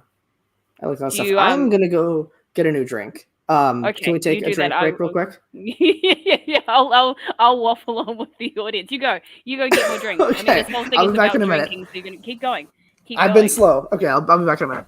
I'm gonna talk about the fact that I haven't watched a single film that I have already watched since April, and since April I have only watched new films. So that's always, if you guys are out there and listening, the best thing you can do is go and watch films you've never seen before. Try and go in blind. I'm doing a thing this year where I'm not watching trailers, and I gotta say, it helps. You go in with no expectations. I went into Thor Love and Thunder without it. It's so good. Oh, I wish I wouldn't have seen the trailer for Thor Love and Thunder. I saw the movie last night. I wish I would not have seen a trailer for that movie. See, I didn't, except for what movie? I went and saw Doctor Strange in the Multiverse of Madness. And as soon as the trailer came up, I was desperately on my phone messaging people, being like, I don't want to watch this. Yeah. I'm trying to block it out. And then when I thought it was over because there was a lull in the music, I was like, I can look up now. And then I see that shot of Natalie Portman wielding Mjolnir. I'm like, well, shit. Okay. I wish I would. Yeah, that's the shot I wish I wouldn't have seen. Yeah, I really don't know. Wish I hadn't seen. Yeah, it doesn't take away too much to that going in. No. I just wish I would have been surprised by it. That's all. Yeah, and it is really cool going in surprised. Going in absolutely blind is one of the best things. Totally with you as far as like watching new movies that you haven't seen before. It's so refreshing after spending the last few years like on and off watching the same movies over and over and over again. It's really refreshing to like go into a director that you haven't like that you've like one that I've done this year, or at least done a couple movies from his filmography is like Tim Burton. And like I've seen some Tim Burton movies, but like certainly haven't seen them all. Like I've seen maybe a third going into this year, but like it's really interesting to like even the like movies that were like widely like not regarded super high, just like see stuff you haven't seen before. It's interesting. Yeah, I mean it's extensive. A lot of these directors have really extensive profiles. Like one I've actually got into that's why, this year like, is Brian De Palma. I didn't even realize, and I love him. Love him. There's a lot of his. He's on my list to like marathon. I got to go back and finish. Like I haven't seen French Dispatch and I haven't seen Licorice Pizza. So like those are movies by directors where I've seen all of their stuff except the most recent one. So I got to go back. But yeah, De Palma's on my list. Fair though. Oliver Stone I want to do this year. Who else? I want to do. I've seen like probably again like a third of Ridley Scott. I want to do the rest of his. There's some more like that. I did Adam McKay this year. That's interesting. Are you going to keep your physical study notes? Are you going to keep all of them, or are you going to save a couple? Because I know you were saying that you have it where it's what director, Yeah, I'll go grab. These are the only physical ones that I have. Hold on. I have a stack here. Everything else is digital. These are the only physical ones I have. These are the only physical note cards I use. Stack of them. It's one for each movie. One card for each movie. Because how many films are there in the IG category? Can you say 306? Well, more now. Now that stuff like the Batman and Doctor Strange, Multiverse of Madness, and Morbius and Fantastic Beasts 3, like now that those movies are in, it's more than that. At the start of this year, it was 306. But like so on one side it is the movie. In this case, The Return of Swamp Thing.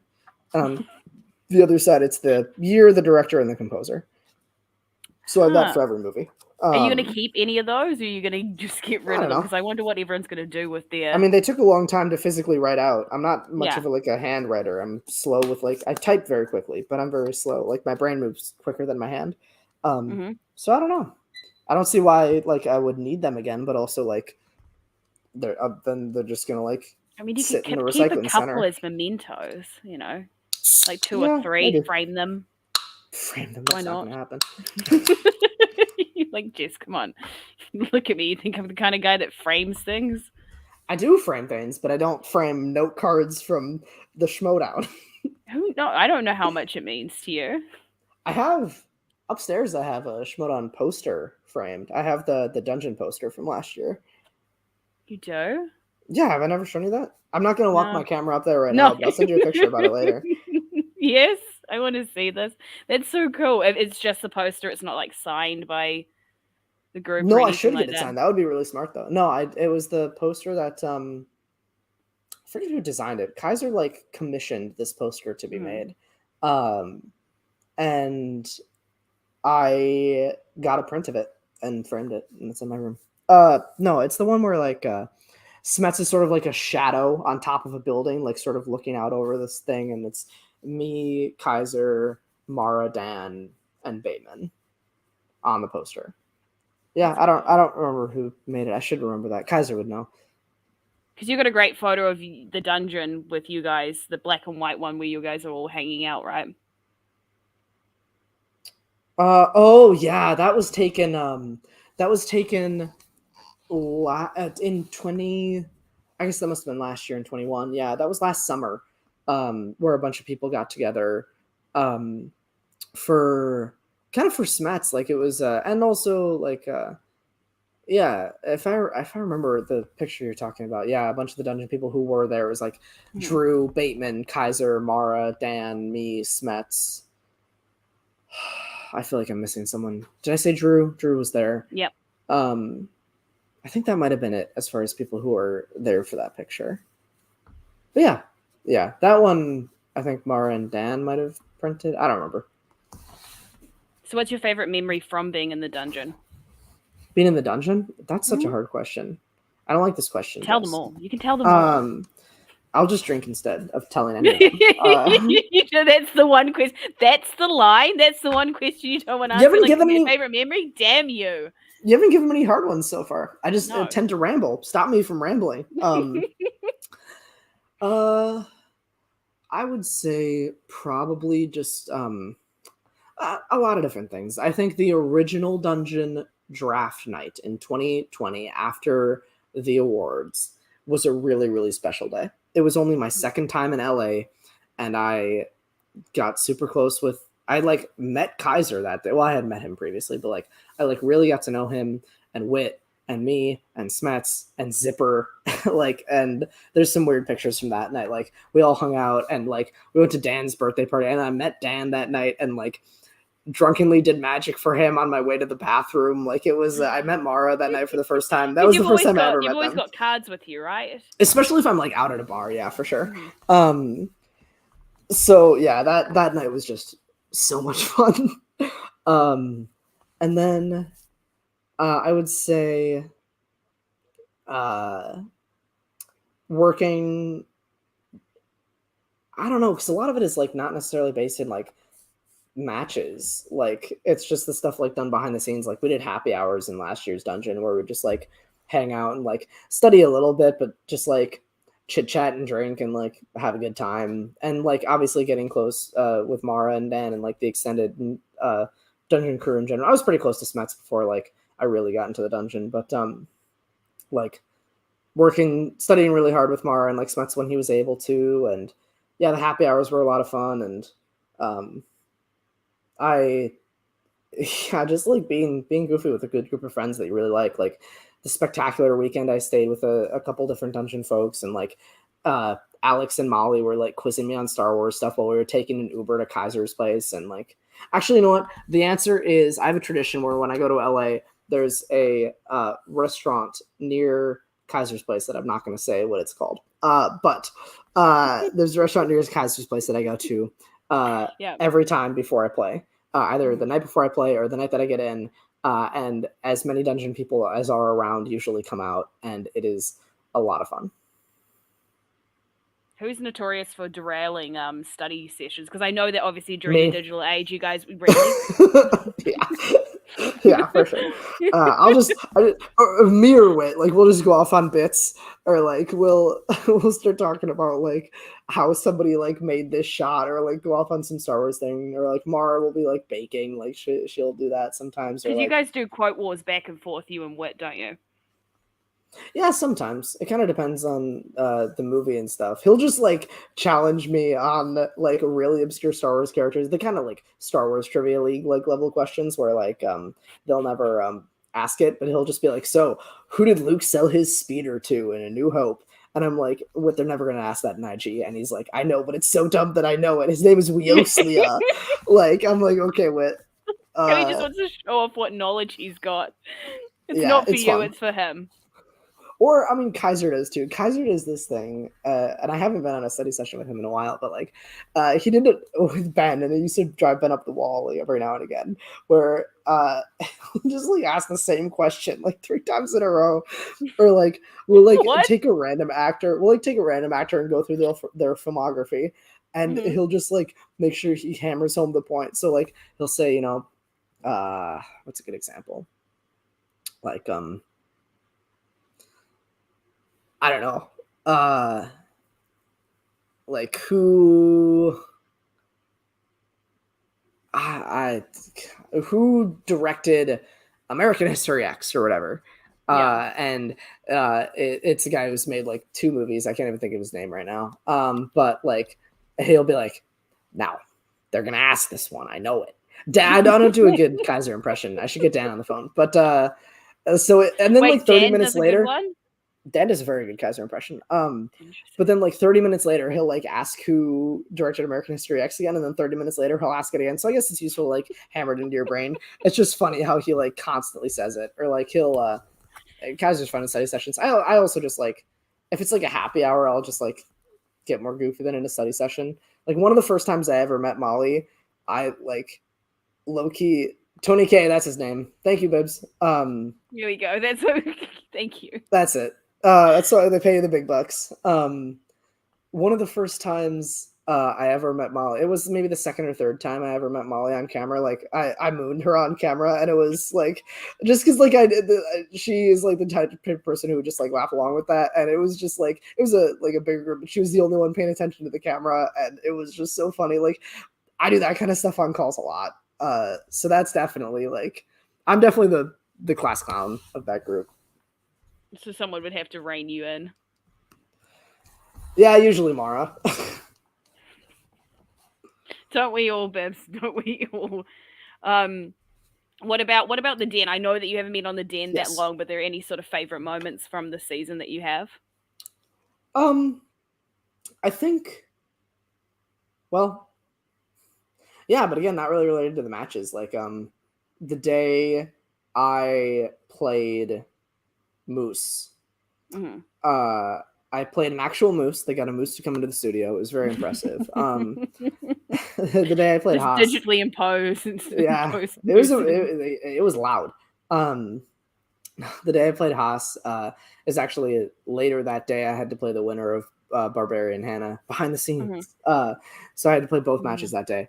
And it was just like Kate acting like my mom. Like I had the place, my Airbnb was like less than 10 minutes from the studio. So like after the match, Kate like drove me back to the Airbnb to like so that I could nap between the matches, so that like I could like rest, because it was those days get long. And I was like one of the first matches of the day and then the last match of the day.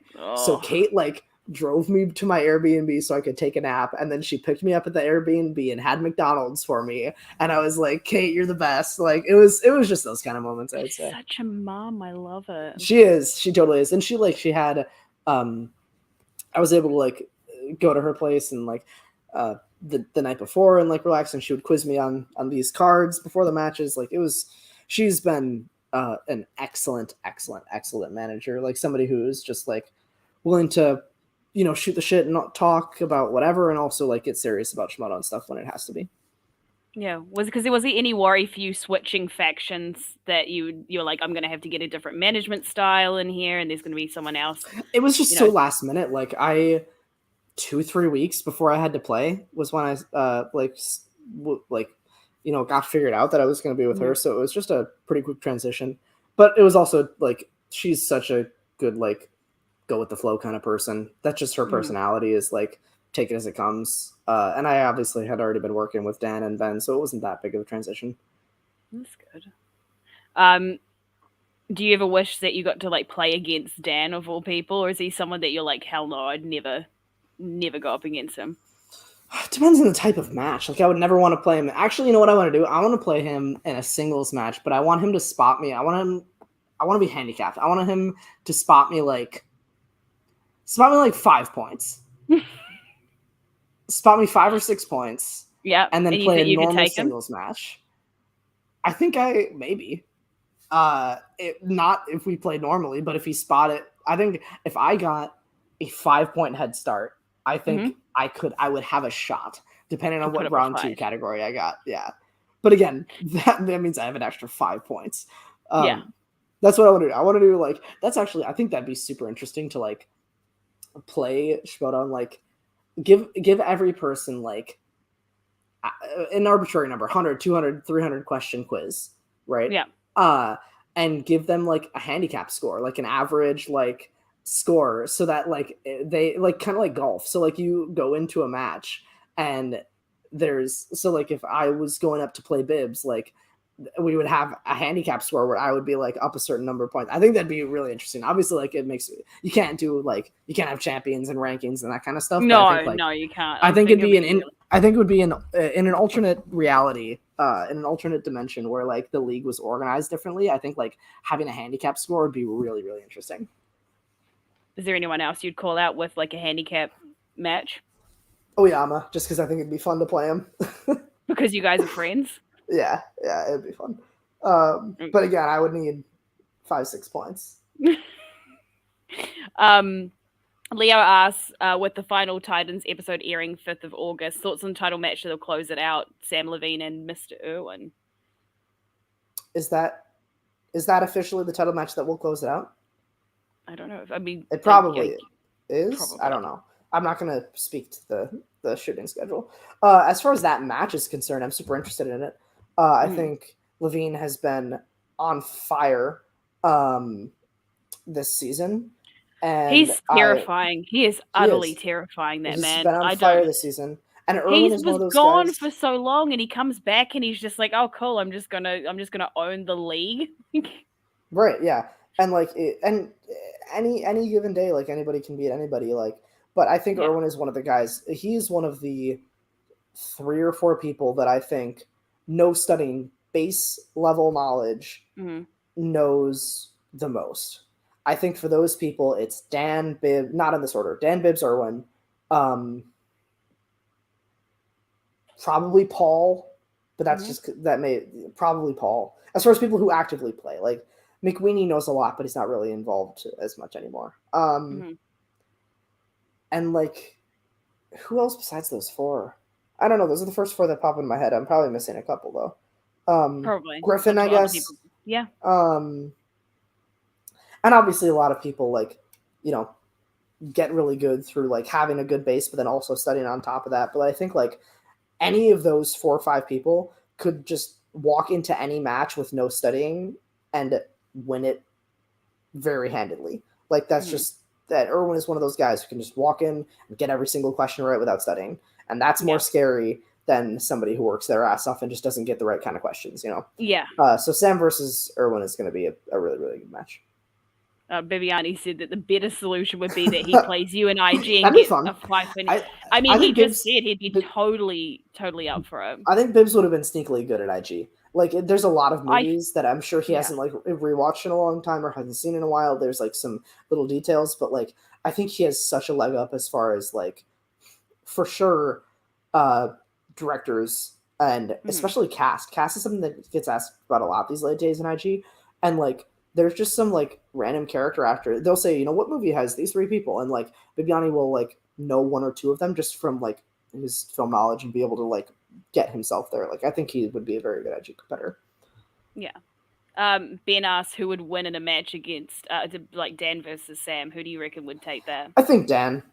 Very biased, as like I'm closer to Dan than I am to Sam. But also I just think Dan is like, he's the GOAT for a reason. I think he can beat anybody, even on his worst day. I think he can step into a match without any preparation and beat anybody. He just is that good. he just is that good. Especially who would stop you the most in study sessions? Would it be Dan?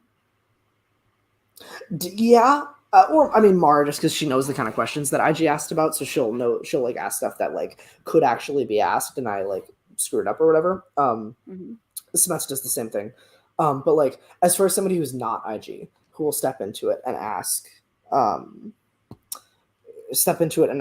IG questions, because Dan knows, like, he's really good about writing questions in like a tricky way, or like he'll remember like a quote from a trailer that like I have seen the movie many times, but I don't quite remember that quote or like who said it, or about movies that he knows really well. He'll ask a really, really good question that I just can't get. So like, yeah, he's very good about asking realistic questions that are hard.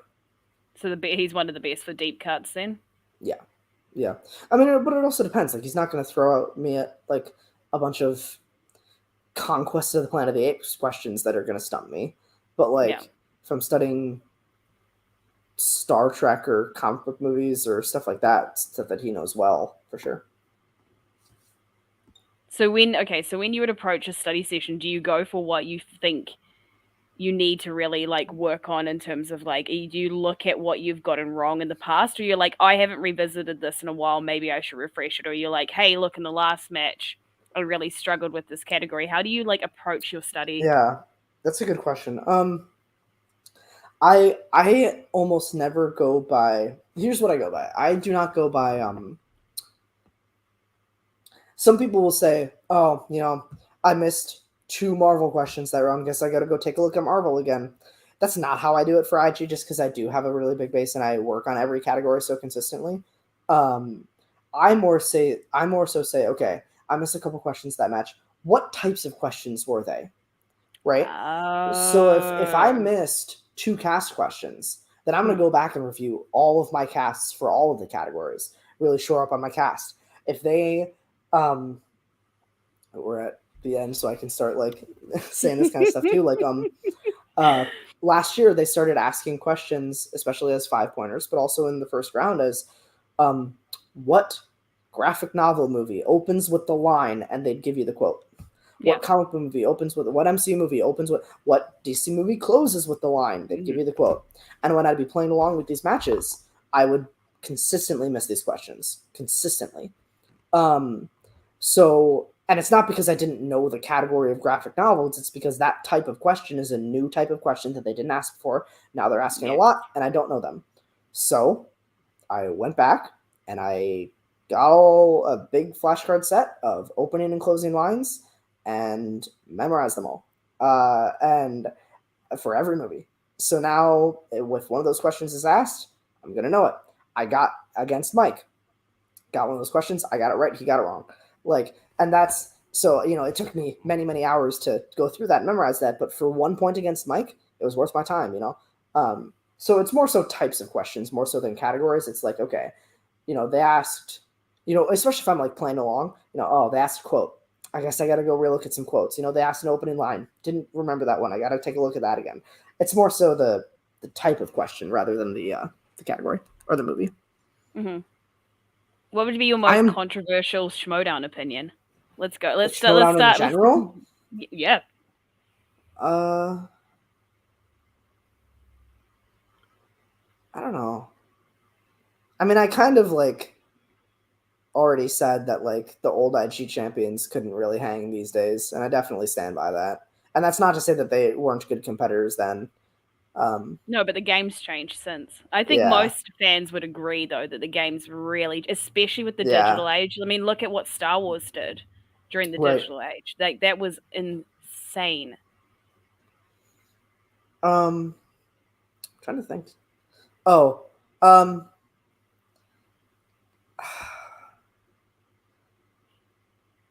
I think that, God, I'm trying to think if I have any, like, really, I feel like I'm a pretty by the book, like, take machine. Like, I don't have any hot takes as far as this one. I'm trying to think. Oh, well, I don't know if I want to say that one. You're like, no, it's too controversial. I'm not going to say that one. No, I'm messaging to you in the chat, but I'm not going to say it. Oh gosh. I don't know if I want to hear. I just want to see your reaction. Okay, you might not know. You might not like be as affected by that. Okay. That's probably the hottest. I'm not talking about that right now, though. I see why you're not going to say it. Sure. That's why you have to drink it. We can talk about that another time. Maybe once the league's essentially it can be wrapped up in this, and I think for more than just what I just sent you. I think a lot of players, not just IG champions, but many competitors, teams, champions, whatever it is, who were good and like ran the league in like 2017, 18, even into 19. I think most of them would not be as good in 2022. And I think a part of that is the game is changing, and a part of that is new people came in with different study methods, and the types of questions that were asked then are different than the types of questions that are asked now, and the competition is so much higher. I mean, I think that's not really a hot take, but like the people who say, oh, Patriots are still the GOATs because they defended however X many times. Yeah, but they also were defended against like MODOK and Team Trek. Like, these are not and MODOK and Team Trek would not win one match in these days. Like the competition level is just so much higher that like you have to give a lot of respect and admiration for the people who got the league to where it is now.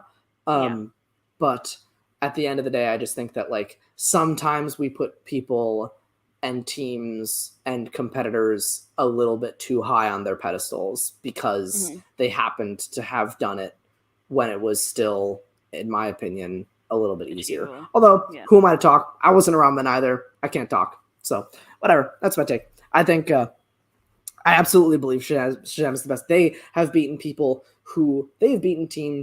who would have Insane absolutely smoked the Patriots. Like, I think Jeff and JT are both really good trivia players and really great movie minds, and I think like I really admire them like as professional citizens and like movie fans. But like, you can't tell me that like corruption wouldn't beat them, because I think they absolutely would. Like, or King Arthur. King Arthur would smoke the Patriots. Oh, Like, yeah, they would. The Deception, which is a team that has a very middling record, would wreck the Patriots. Like the Patriots like were good at their time, but like the competition that they were facing then is not the competition that they were facing now. And also, it was easier to get a title shot then. Now you got to win like coming into the league fresh 0-0. You got to win like 3 matches, a number one contender match, and a title match. You got to go like 5-0 to get to a title. How many matches did Collins win in a row to get the championship? 7, 8? Yeah. It was like 7-0, 8-0 to win the title. That didn't happen in 2017. People got 3 matches and they were the champion. Like, the competition is just so much different, which is like part of the thing I messaged you is like, I just don't think that they like played people who are that good. Like, you earn your way and you earn your path by beating the people in front of you. By being the best. It's just different when the people in front of you are better. Like, that's I mean, absolutely. Okay, so Spectacular's coming up. Let's imagine that Spectacular was just fantasy matches, like anyone from anywhere in the league. We can talk past, present. Okay. Who would you like? Let's start with singles. Who would you have liked to see play at Spectacular? Anyone from all over the league. I would like to see Collins versus Oyama. Sorry, just in Kaiser's comment, and I have to ask you. I'm going to derail my own question. How much better of a manager is Kaiser than Kate? Asking for an icon. Well, no pig wakes me up at 6 a.m. at Kate's house. We'll just say that. But it's Piggy Smalls. Come on. Look, that is one thing that I do miss about being on the dungeon is seeing Piggy Smalls. That's Have you been barred from Kaiser's place now? You get no Piggy Smalls access. Is that? I suppose not. Yeah, I guess I haven't tried to show up on his doorstep, but I have a feeling that he might issue a restraining order if I do. I mean, pigs do eat human bones and everything, so you could be in trouble there. I mean, it's not, Kaiser. It's not a bad thing. You could be woken up by worse things at 6 a.m. A pig isn't that bad. Piggy Smalls was in one of our study sessions before Spectacular. It was me, Dan, Mara, and Piggy. We were just sitting in a room, what kind of drilling speed rounds. It was a wonderful evening. Was it profound? I feel like that would have been deeply profound. I think that's when I reached enlightenment. It was. Oh no, PLD starting stuff with Kaiser is a better manager when you're looking for the better pastrami I will say sandwich. The food options around Kaiser's place are spectacular. As if we're talking geography here. What was your blood alcohol level the last time you left Kaiser's house? Last time I left when was the last time I left Kaiser? Well, no, I stopped at it was 0 last time I left. Last time I left Kaiser's house. When there's a couple times that I've arrived at Kaiser's house where it's been a bit higher than that.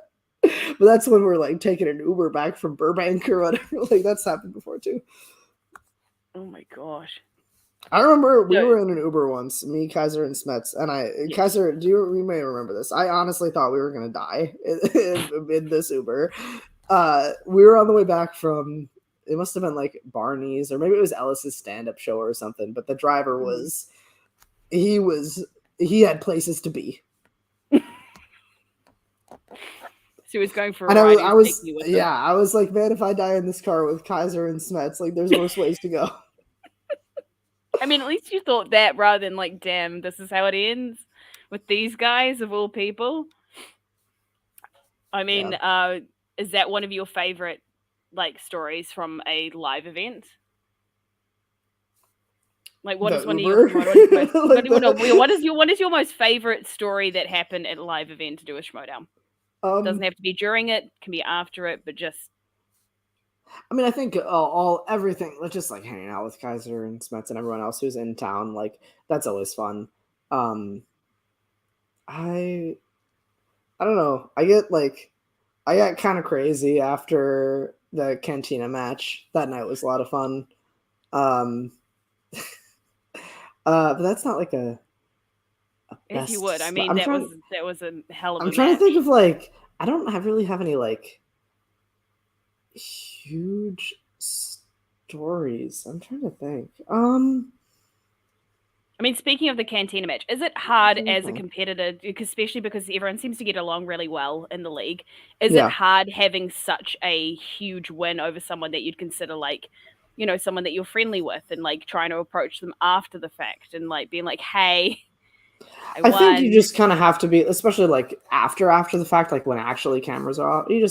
I think it's important to obviously like be gracious, like being like whoever your character is like on screen, but off screen, like I think being a bad winner is like way worse than being a bad loser, because like if you lose and if it's like a bad beat, like it's it like that sucks, and you don't really want to like have small talk with the person who just beat you. Like you can like get emotional when you lose in a bad way, and like you're allowed to be, and I think being a bad winner is definitely worse. But like I didn't think it was awkward after the Cantina match. Like I went up to Saul and like we chatted a little bit after, and like I encouraged him to like come out and hang out with us that night, and he did, and that was fun. And yeah, that was no, I don't really have I've never found like a problem like talking to somebody like after cameras shut down. I'm trying to think of like an actual like stupid story. Well, we always like we do the same thing. Actually, you know what? I do have the story. The story is after that last summer when we were there, when we went to this like sausage bar thing. This is where that black and white picture was taken. Yeah, it was like this sausage beer place. Kaiser, you'll remember what it was called. I don't remember. Sausage beer place. Yeah, it was just some weird place. I don't know LA. But I was staying in an Airbnb with Dan and Mara, and we all, after eating sausages and drinking beer, as you do, we went out to the bar that is a bar that is closer to Kaiser's place, and it was me, Dan, Mara, Kaiser, Hannah, Frank, Sabrina. Who else was there? Chandra might have been there. Smets might have been there. Oh, Bateman. And we did shots of Jameson, and I've never seen like I've never seen people like revolt as much as at a shot as like me and Hannah were like splitting calamari, and we looked over and like it was Dan trying to do a shot, and it was just the funniest thing in the world. So then they went back to the Airbnb. They went back to the Airbnb, and me, Kaiser, Frank, Hannah, and Sabrina went up the road to a different bar and like closed down that other bar. And it was just it was a great time. We were waiting for Ubers after and just having a ball. Actually, you know what? This is the actual fun story. The draft night, the original draft night. A bunch of people were staying at Smets's, and this was so we're 2020, so we're going back a little ways. He was in his old place. So the people staying that night were like, there's me, Frank, Brad, Gilmore, Janine. We were all staying at Smets's. So so anyways, everybody goes out after the draft.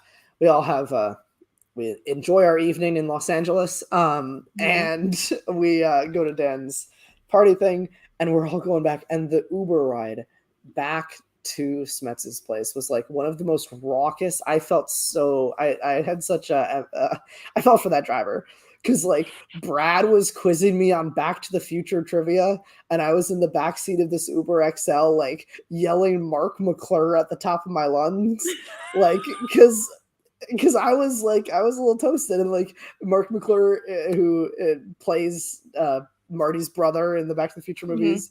I was just like, Mark McClure! Like I was yelling it. Janine and Frank were just dying laughing.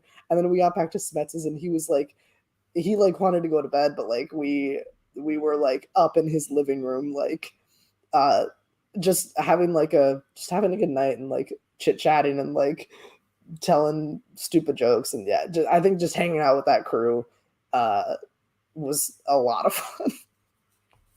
Does Kaiser do drunk movie trivia like in person as well? Is it just no? When Kaiser gets drunk, when he comes up and he goes, bro, and he'll just get like really sentimental and sweet for a little bit. And it's honestly, it's what I aspire to be is the sentimental sweet version of Kaiser. A little toasted. I mean, I was gonna call you out on that, but look, that was back when I could drink more. Now, like, I'm old. I'm an old man. I turned 42 yesterday. You did not. By the way, happy birthday. I said it to you yesterday, but I'm gonna say it again. I turned 42. Can you believe that? I'm old. You look great for your age. I'm gonna just say that. You look so good. So he doesn't do drunk trivia in person. It's just a thing he reserves for Zooms. No, yeah, the Zooms he definitely does that though. I don't know how many times I've heard him ask who directed like Menace to Society. He's got some favorites that he likes to revisit over and over again. Right, or like ask. Yeah, he does. He has a lot of recurring. Oh, yes, Curtis is right. Also, what player that's is more this? of a that's more of a Dagnino thing. He does that with Dagnino. Yeah, but it still happens. It still happens. Apparently, you're making William feel like Roker. No, Ben. No, that was a joke. I'm sorry. I'm not 42. No, he's definitely not 42. He's younger than me. Would you believe it?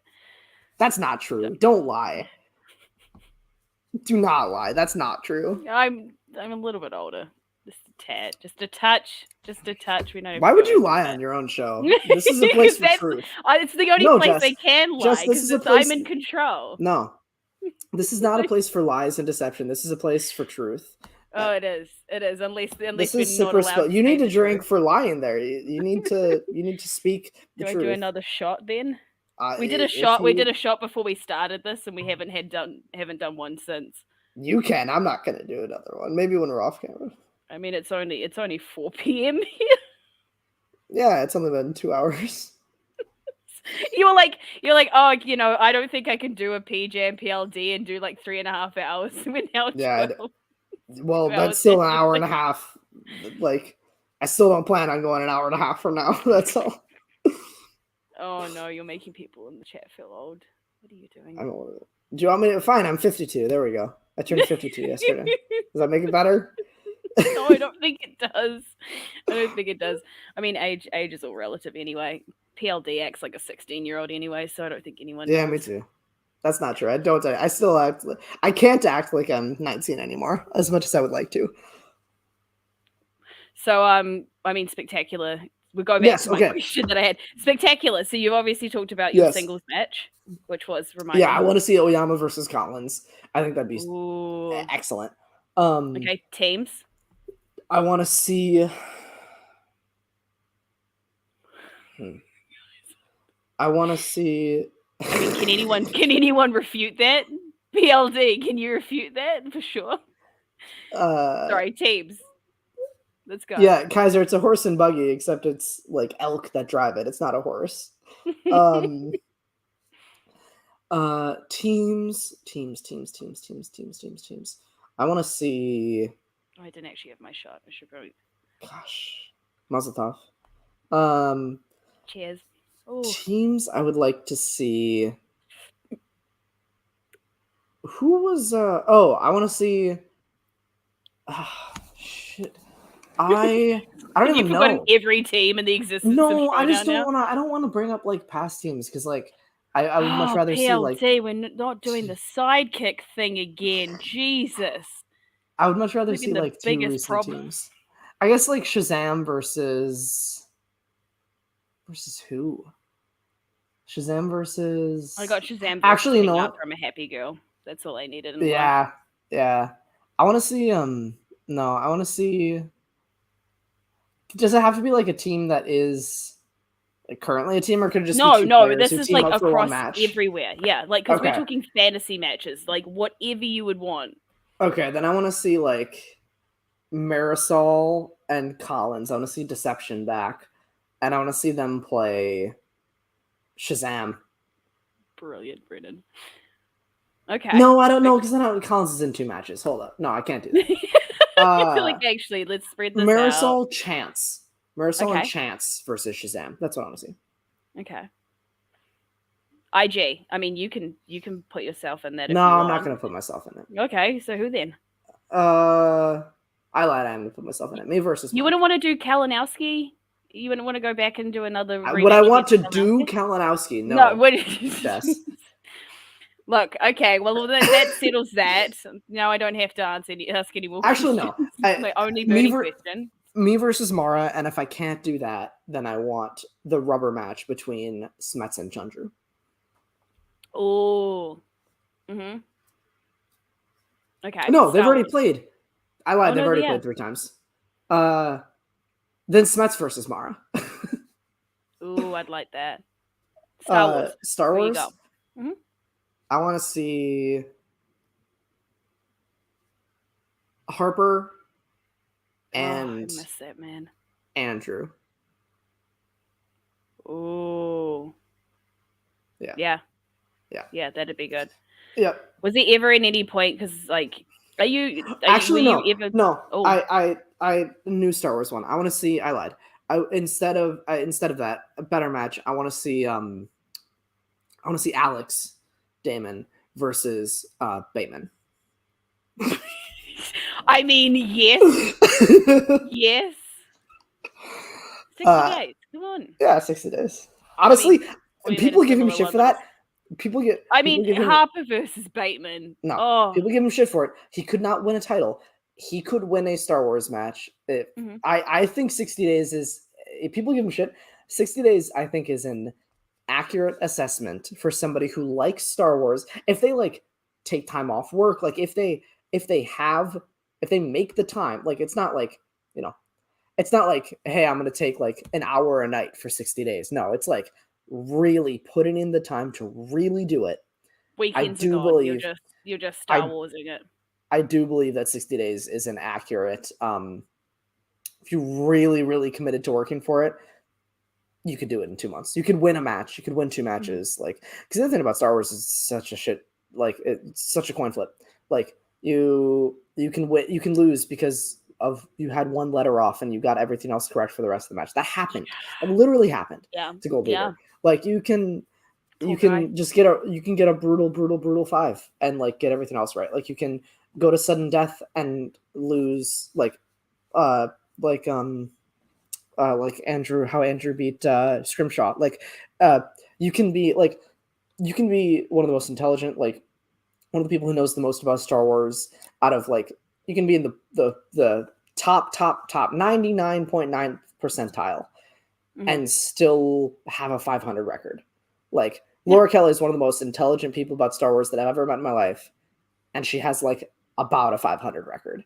Like, that's why that league is so brutal. Yeah. It is. It's insane. I would not. I'm guessing you never would want to compete in the Star Wars league. 2-3 years ago, maybe. But yeah, terrifying these days, now. Hell no. I'm not giving up. I do not. I have so much admiration for the people who decide to do that with their time. Because it's massive. It's not like I can watch a few of the movies and like maybe study a little bit. No, you have to. You have to be. I remember when this is an excellent. This is a. I remember back when Dimalante's show had just started, when he was doing his podcast, around the time of the first draft, and he had been drafted to go to the exchange, and it was maybe his like, 3rd or 4th episode. It was early, and it was before it was video. It was before Nikki was on it with him. It was just him. Yeah, it was just him, and he had Roka on. And he was, Roka was like talking about how he could play in the Star Wars League. And Andrew was like, he said what? Yeah. And Andrew was, this is in 2020. And Andrew was like, oh, Andrew was like, they sometimes like ask questions about like stuff that's like not necessarily like in the movies. Like you have to like look up Please names. tell me you quizzed him. And no, he didn't. And Roku's like, oh, I didn't know that they like ask about that kind of stuff. Like that's really hard. And we're like, no shit, like that. It was really funny. It was really funny. Yeah. I remember listening to that episode at work and being like, this is hysterical. It's a very Roku move, though, to be like, I can do Star Wars. I can Star Wars it. That's fine. Right. I'm like, honestly, the best question. That's a hard question for like. I know that he was like running the whole thing is that he was like running a Star Wars like show at the time. So like that's like part of the reason. But like Bespin is like you can watch Empire Strikes Back a bunch and not get Bespin. Like that's a hard question. Yeah. People who act like that's the easiest like softball in the world that he missed. Like it's not like they asked him like what's the name of the gold droid? Like they asked him a hard question. He just missed it. Yeah. Have you, apparently, people know, have you been training Bateman on Star Wars? Would you train Bateman on Star Wars? Absolutely not. I would give him some of the resources that I have, and I would quiz him sometimes when he asked. But I would not. It's not like I'm not gonna do a Rocky 3 and like do the entire training montage with him. That's not something I have an interest in. I mean, fair. Especially when it comes to Star Wars, I wouldn't even know where to begin. Nope. No thanks. Would not know where to begin. Give him to Wit. Wit will do. We'll do it. Wit will do it. Wit will have the best time with it. I wonder if that could even happen though, because I know that Dimmy was talking about doing it. That she'd be drunk and he'd get 60 days. She was talking about on Twitter that she'd do it. That I would love to see drunk Dimmy versus Bateman for Star Wars. done. Oh, speaking of drunk, this is another great like after a match story. Here we go. When was it? It must have been at Spectacular, huh? I guess so. It must have been after Spectacular. We were out at Barney's, I guess. Was it Spectacular? Yeah. God, it must have been. We were out at Spectacular, and me, Hannah, and Chundru played like a mini drunk match in like the patio of this bar, and it was an IG match, and like I'm pretty like we got like PJ to like throw some questions together, and like I forget who was reading them, but like me and Hannah were like slapping each other's hands as the buzzer. Like it was a sight. It was, if anybody had like stumbled up, like it was just two drunk assholes like playing IG trivia like after too many drinks. It was a fun time. That was the only. PJ is great for on the spot questions as well. I would love to play a real drunk IG match against like, God, I don't know, Chundru, Mara, Smets. Who do you? Kaiser, anyone? Yeah, I was going to say Kaiser sober, you drunk. Who's going to win? Me. Not it. You think absolutely toasted? Yeah, because Kaiser doesn't know anything about IG. Kaiser doesn't know anything. Kaiser thinks that like Kaiser thinks like Terminator Genesis is like the name of like an antidepressant. Like he doesn't know what Genesis is. Like you drunk, Kaiser sober in singles. Who's winning? Is it still you? That one's closer. Yeah. It's Kaiser sober versus me sober in singles. I think I have him.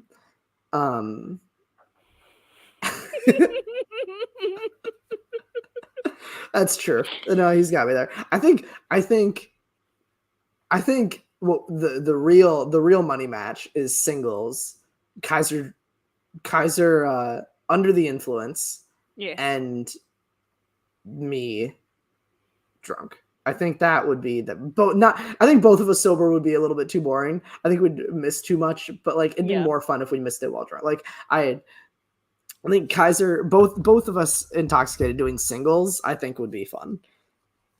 I just think drunk Schmoedown in general would be really fun. I think that would be excellent. I think that would be wonderful. I think there should just be some people have played it that way before. No. Have you been one of those people? No. I have taken like there have been times where I've had like a little tiny something before I play. It's kind of like let's do it.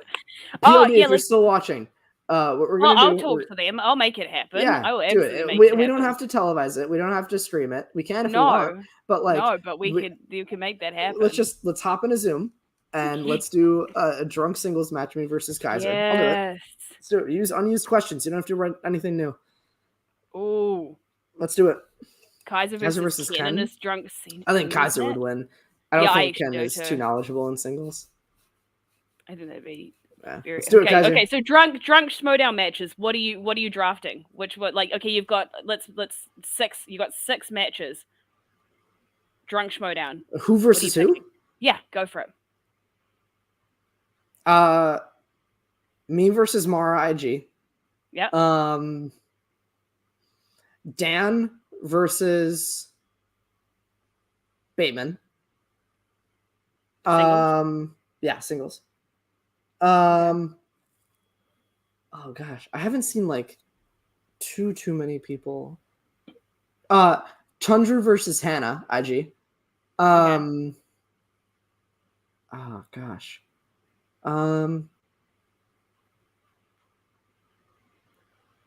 Kaiser versus Gucci. Oh. My bet's on Kaiser. Gucci will just waffle on for about 20 minutes about the one time he sold his shirt. Riley versus Roka. In the middle of like the Middle East. It's going to go on and on. He will not answer a single question. Yeah, you're right. That was a bad idea. Riley versus I mean, it'd be entertaining, but... That's all I got. I can't think of any more. I don't know who this is. I don't know who the mailman is. Just any mailman? No, literally the mailman, like from down the street. I mean, sure. Let's make it happen, I guess. Unless Kaiser, are you trying to tell us something? Are you trying to get a side gig as a mailman? Because the postal service could use strong soldiers like you, my friend. Imagine that is your nickname, the mailman. You could have so many puns from that as well, though. No, that's a horrible idea. That's terrible. That's a terrible, terrible, terrible idea. Flouse versus Wit. That doesn't even need to be a drunk match. That just needs to be a match. That'd just be entertaining as hell just because of the two of them. They're so good. They're so good. So that's it. That's all. That's the only drunk trivia matches you want to see? Yeah, that's good enough. Oh, guys, I don't think that would have worked out. You went to the mail. Can you imagine Kaiser as the postmaster general? Could you imagine Kaiser as your mailman? Like, could you imagine him delivering packages? That's what, you know what? That's something I want to see. I do not want to see Kaiser saying, "Here, I have your package." It's a whole new kind of thing. I'm not interested in seeing that. No, I just want to know, because like what I'd like to do is a day in the life of, you just stick a whole bunch of cameras up in his like truck and you just have him talking to camera and he just tells Kaiser doesn't own a truck. Yeah, but if he was a mailman, he would, right? I suppose, maybe. I don't know what kind of vehicle. Well, how else is he delivering is he going to be on a bike? We have vans here, not trucks. What? Okay, well, I don't... I'm foreign. What do you want? Here in America, here in the real countries, instead of your pretend fairyland. Yeah, instead of your fairy tale land, we have real male people that drive real vehicles. I'll just float everywhere. That's how it works. Sure. Flouse versus the Wildberries. Just I want Flouse on a team with the Wildberries. Versus. Gosh. Oh God. Versus. I don't even know. Flouse and the Wildberries versus like. You trying to find someone that would match that energy? Yeah. Kaiser, you know what, that tracks. That absolutely tracks. I don't believe that for a second. I believe that you delivered mail in a 1984 Volkswagen Beetle. Like, him in a Beetle? Can you imagine Kaiser in a Beetle? Oh my gosh, that's something I need to. You know those memes where like you put the AI generating like image thing. Yes. I need to put John Kaiser in a Volkswagen Beetle on that. I just want to see what that looks like. Kaiser, is that where his new gig's going to be post Schmoedown? Because obviously we've talked about how you don't want to do a YouTube channel or anything like that, are you going to stop doing trivia, or do you think you're still going to find like? I know that you do weekly trivia. Yeah, I mean, I do bar trivia every single week, and I have for the last Yeah. like 2 years. So I will pour my knowledge. So when into there's that. movie questions, you're like, oh, here we go. Yeah, This is my bread pretty and much. butter. Let's do this. Pretty much. Yeah, I do that every week. So I'm still getting my trivia fix. But like, if people like have random one-offs, like I would come on and like help write for it or like compete or whatever. Yeah, totally. But I have no like I don't really. Well, we're also doing the one with Kaiser now. We've made that. Yes, if you guys actually put that together, I'll totally do it. Happening. But I'll message PJ right now and be like, look, this is happening. Yeah, we just gotta schedule it. For when he's not working on his, really, his prestige TV. I hear he's right, Kaiser. You're getting on like the next season. You're gonna be working with Kate Winslet in no time. Yeah. Yeah. So it's like basically The Crown. It's the American version of The Crown. Kaiser working on The Crown. That's what I need to see. Oh my gosh, Kaiser in a whole bunch of different situations would just be entertaining in of itself. This is just like a Family Guy cutaway bit. What if Kaiser worked on this show? Oh, Kaiser on Bridgerton would just make me so happy. Could you know what? I want him cast in Bridgerton. I want him having a speaking role. I want him cast in Bridgerton now. I want to see Kaiser. He's keeping the accent. He's acting like Kaiser the whole time. That's all I want. Yeah, that's fun. I want to see Kaiser actually star in some of his. He keeps calling it shitty reality TV. I want to see him as like. TV. I want to see him on like The Bachelor or like on Love Island. I want to see Kaiser like as the talent in one of these. I am a consumer of shitty reality TV, and yeah, it's not good. I don't watch it because it's highbrow or anything like that, but it makes me feel like a good person. I guess whatever it takes. Yeah, it's a self-esteem booster. I'm like, it could be worse. Jess, it could be worse. That's fair. I mean, we've been going for a while, and you did say you kind of didn't want to be doing this for like 2.5. I just didn't want to do it for 3.5 hours. That's all. I just want okay, so 3 hours and 29 minutes. Is that my cutoff then? I would say I have a heart out in like, I don't know, 20 minutes, 25. That's fine. That is fine. Oh no, we're not doing that. We're not.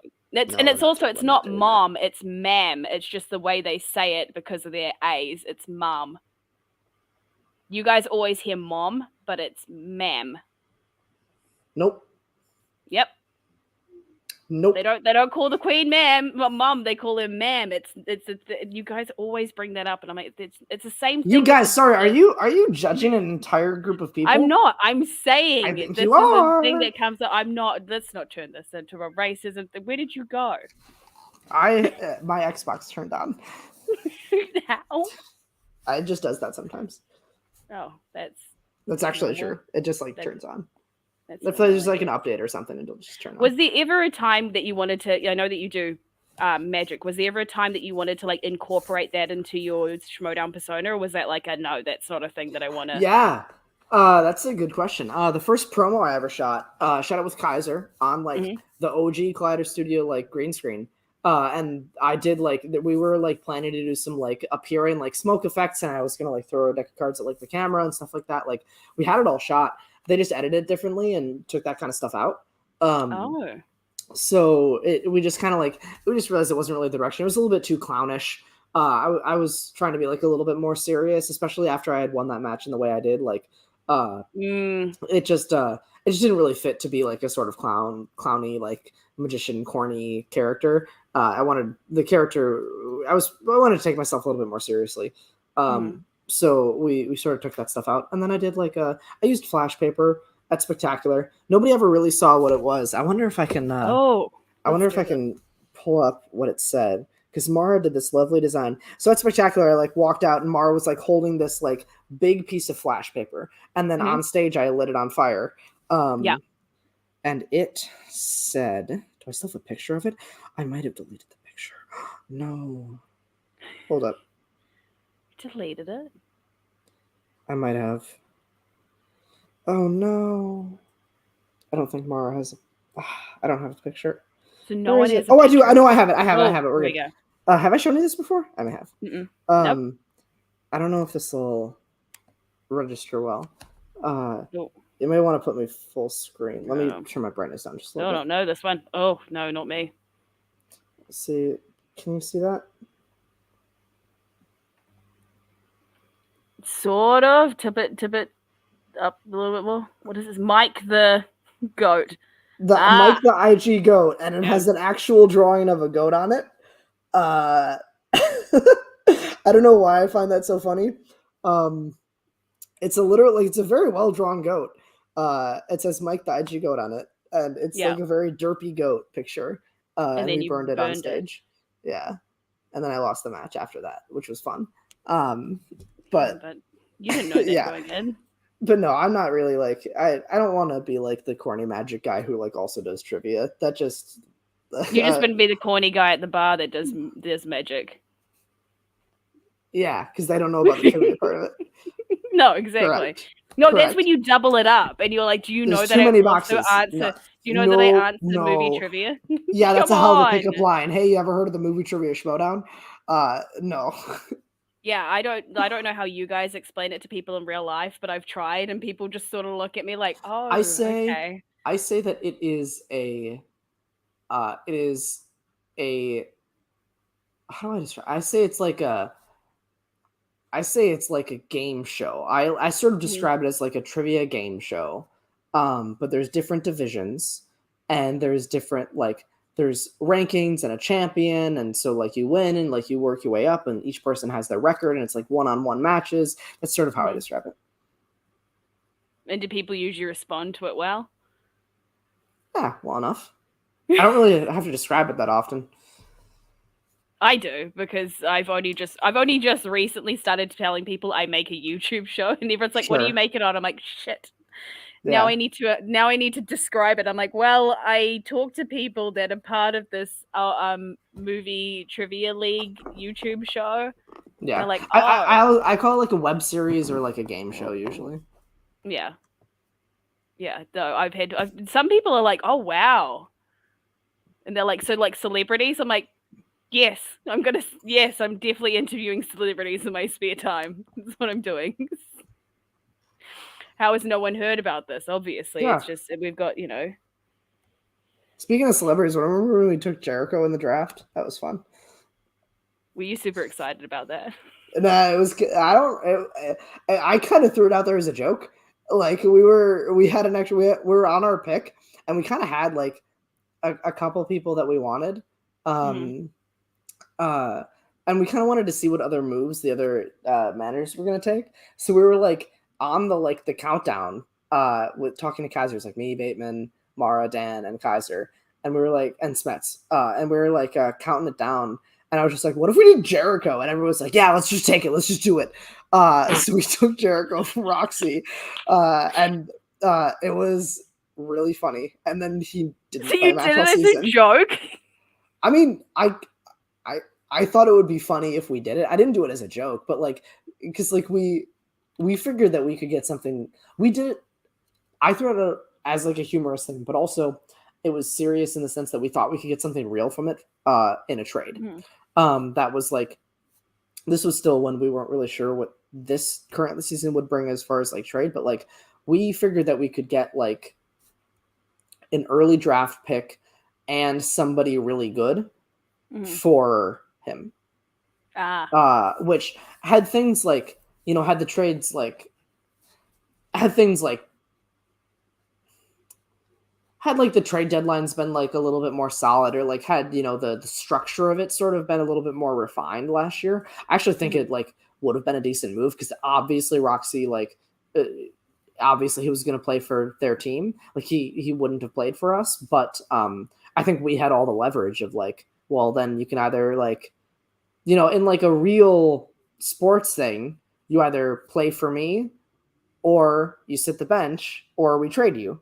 So like that in like a sort of, real world, like sports example, I think we actually had like a lot of leverage there. It just didn't pan out. But I did kind of mention it as a joke, but then like we had thought about it and like decided it would actually be like a pretty good like strategic play. So you guys actually like talked about the draft as a group and organized. Yeah, I mean, Kaiser was ultimately Kaiser was ultimately the ones making the decisions, but like as soon we knew we had first pick, and me and Kaiser and Smets for a while talked about. Kaiser had told me early on he was going to retain me, and then we talked for a while about like who the other two people were going to be, and you could write a book on how many different conversations went on in the offseason between 2020 and 2021.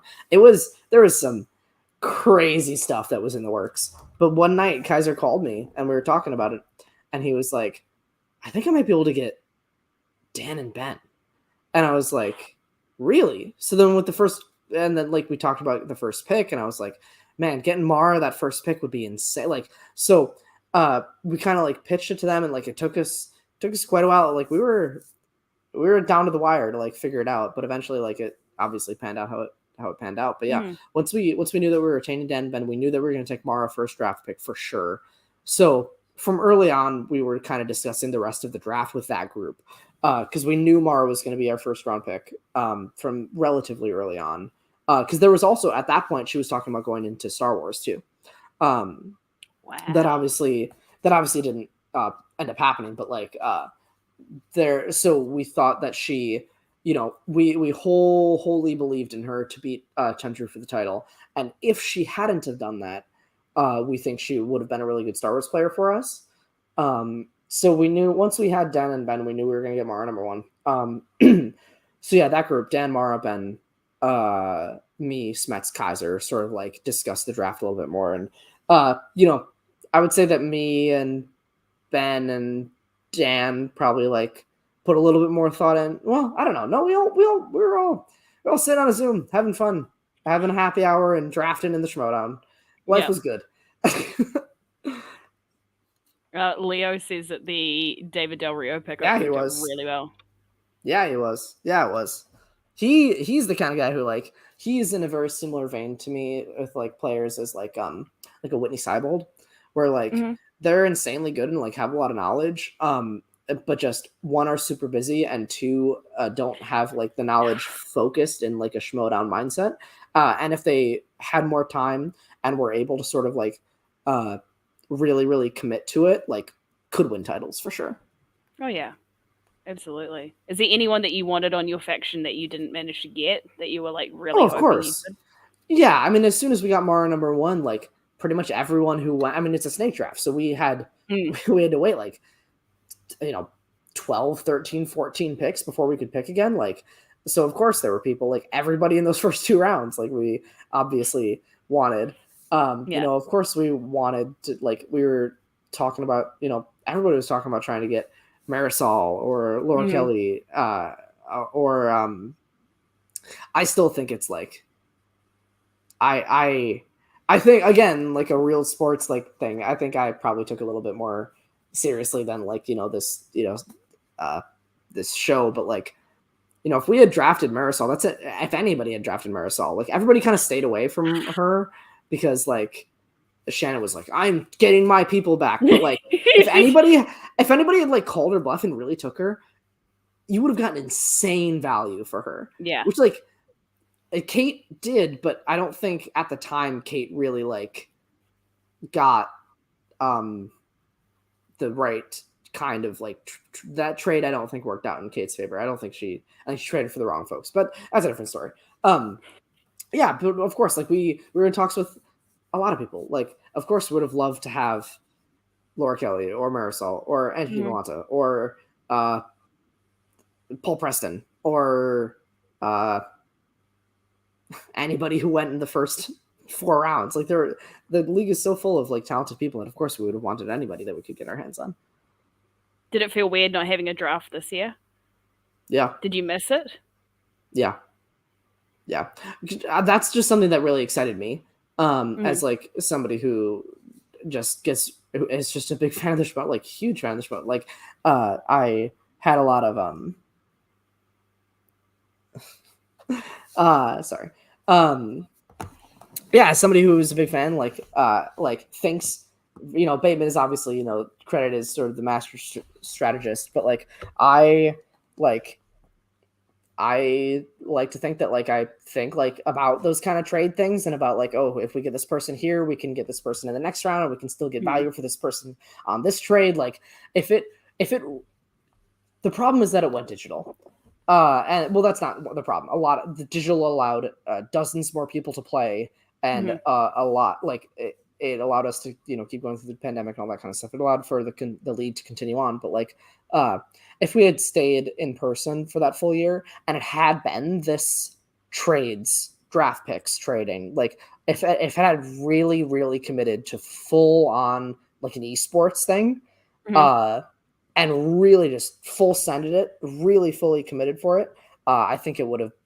I would have had a lot of fun with that personally. Selfishly, I would have had a lot of fun with that.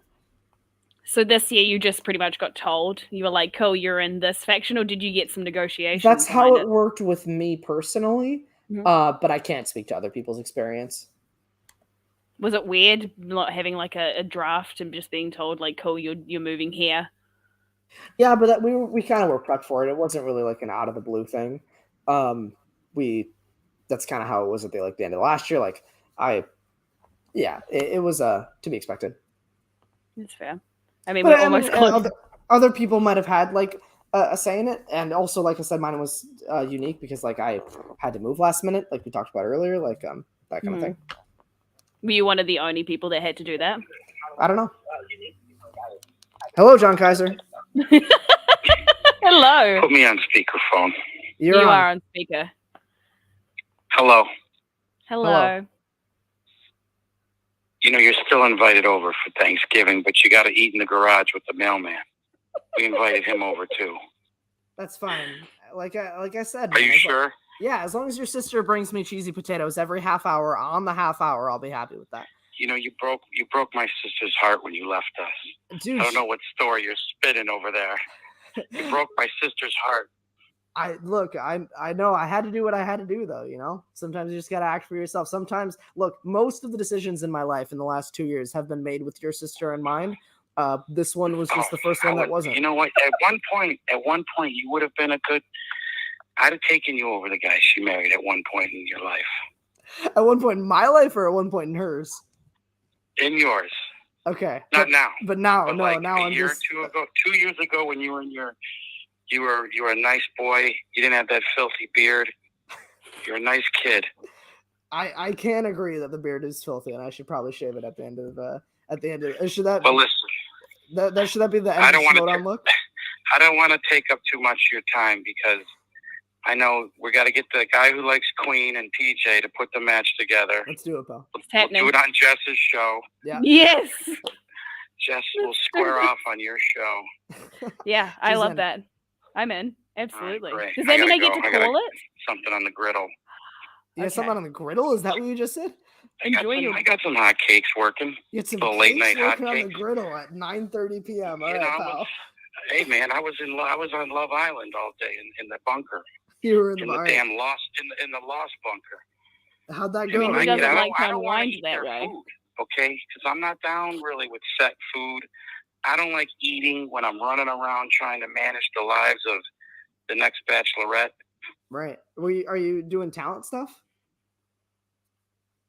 I am. I bring the talent to these people who have no talent. There it is. There it is. That's what I like to hear. To that end, watch Love Island on Peacock, which is firing up soon. I don't know the date. You got to check. Here we go. All right. I appreciate you calling just so that you can plug the show you're working on, pal. That's nice of you. Hey, maybe you could play me a song. I don't know. Play me something. Play me something off the Thriller album. Play you something off the Thriller album? You should reach out to PLE. Play Saving the Day off of the Ghostbusters 1984 album. Could you cue that one up? I'm doing the Ghostbusters with Harloff on the Patreon. Is that something that you're supposed to reveal right now? What? Well, I don't know. Am I not supposed to? Fucking fine, man. The 16 people watching now know. Way to spill the secret, guys. Nice job. No, I have no idea if that was fun one. I do it live with them too. No TV, no Zoom call bullshit. I go over to the like on the big thing or something? Yeah, I'm on the big thing. I stole his toaster on the way out and his griddle. That's how I'm making these pancakes. That's how he got it. There we The go. only part of the story that I believe is that you stole Christian Harloff's griddle to make cakes. That I absolutely believe. All right, I gotta go because I'm gonna hop off the show in a minute. All right. If you need a griddle, you know who to call. I'll mail it out to you. All right, sounds good. Bye. See you, dude. Oh, it's always nice when you get a surprise visit from Kaiser. Yeah. Well, yeah, I don't. You know, don't there's wanna not. know. Really? I've never actually been in the garage. No, I've never. I've been to his place Well, many times. I've never we been in don't the know garage. then. We don't know then. Oh, apparently it was already spoiled on the big thing on Patreon. Okay, cool. I didn't know if it was supposed to Maybe. be. I don't pay attention. Well, to this. it's too late now. This is live. I can't stop it. It's too late. It's happened. I mean, What so do they we say? obviously You can't put the cat back into the bag after it ate lunch or whatever. Sure. I don't know. Is that what they say? Yeah. I just say in for a penny, in for a pound, and then you just keep going with life, and that's how it works. Deal. There we go. I mean, so we're at the kind of hard out portion of the thing. So I mean, I don't know how many other shows you plan on going on after this, but is there anything that you want to Probably like not wrap any. up with, or say to the fans, or anything like that, or any closing parting words? No, just thanks for sticking with the show for as long as it has been going on. Like I said, my involvement has been very minimal, but I appreciate those who've Impactful nonetheless. stuck through. Thank you. I appreciate those who have stuck with it nonetheless, and I hope that everybody sticks around for the last few weeks because It's not so many over. people have put, not just competitors, the production crew does so much work on every single episode. So I really hope that people stick around and are happy giving it its final send off and really stay around till the end. Yeah. I mean, obviously, I usually ask you if you've got anything to plug or where people can find your title match, though. It's been obviously announced about when it's happening, so we'll hopefully get to see it. Yeah, I haven't got the dates right off the top of my head. Oh, it's in 2 weeks, I think. I think it's the last someone Friday else of in the July. chat someone else in the chat could probably tell me when it is. But yeah, you've got your title match, and hopefully we'll see you claim a belt. I mean, that's going to be pretty exciting. Fingers really crossed. See. If not, it was a good season regardless. I mean, still, you had a hell of a run all throughout your seasons. Well, yeah, actually, since the beginning. So there we go. Ben says it's the 29th. So thanks, Ben. Yeah, so it will be in 2 weeks. So I'm looking forward to that. But I want to thank everyone for tuning in and watching. And I want to thank you for joining me on this. Yeah, it's thanks been for having amazing. Me. And then, yeah, I mean, stick around. Apparently, we're doing a drunk trivia match on this channel at some point. I've got to talk to PJ and PLD and set it up. We got to talk about the logistics of this as far as how many drinks each person has. We got to regulate this. Well, it's gonna be a drink per round kind of thing because it's okay. I like it. We're gonna figure this kind of thing out. I can call it. I know how to ask questions. I'm pretty sure I've done this. I've done it for hours already. I can do this. So yeah, so stick around to see that. But otherwise, next weekend I will be joined by someone who is already in our chat, William the Beast Bibiani. So tune in next week to watch that. But otherwise, thank you for sticking with us for 2.5 hours. One day this is going to be like an hour-long show, but today it's not that day. It's not. No, it's not. I talk too much, and I love people who talk as well. But tune in for the next one. Otherwise, have a good night, guys. Bye.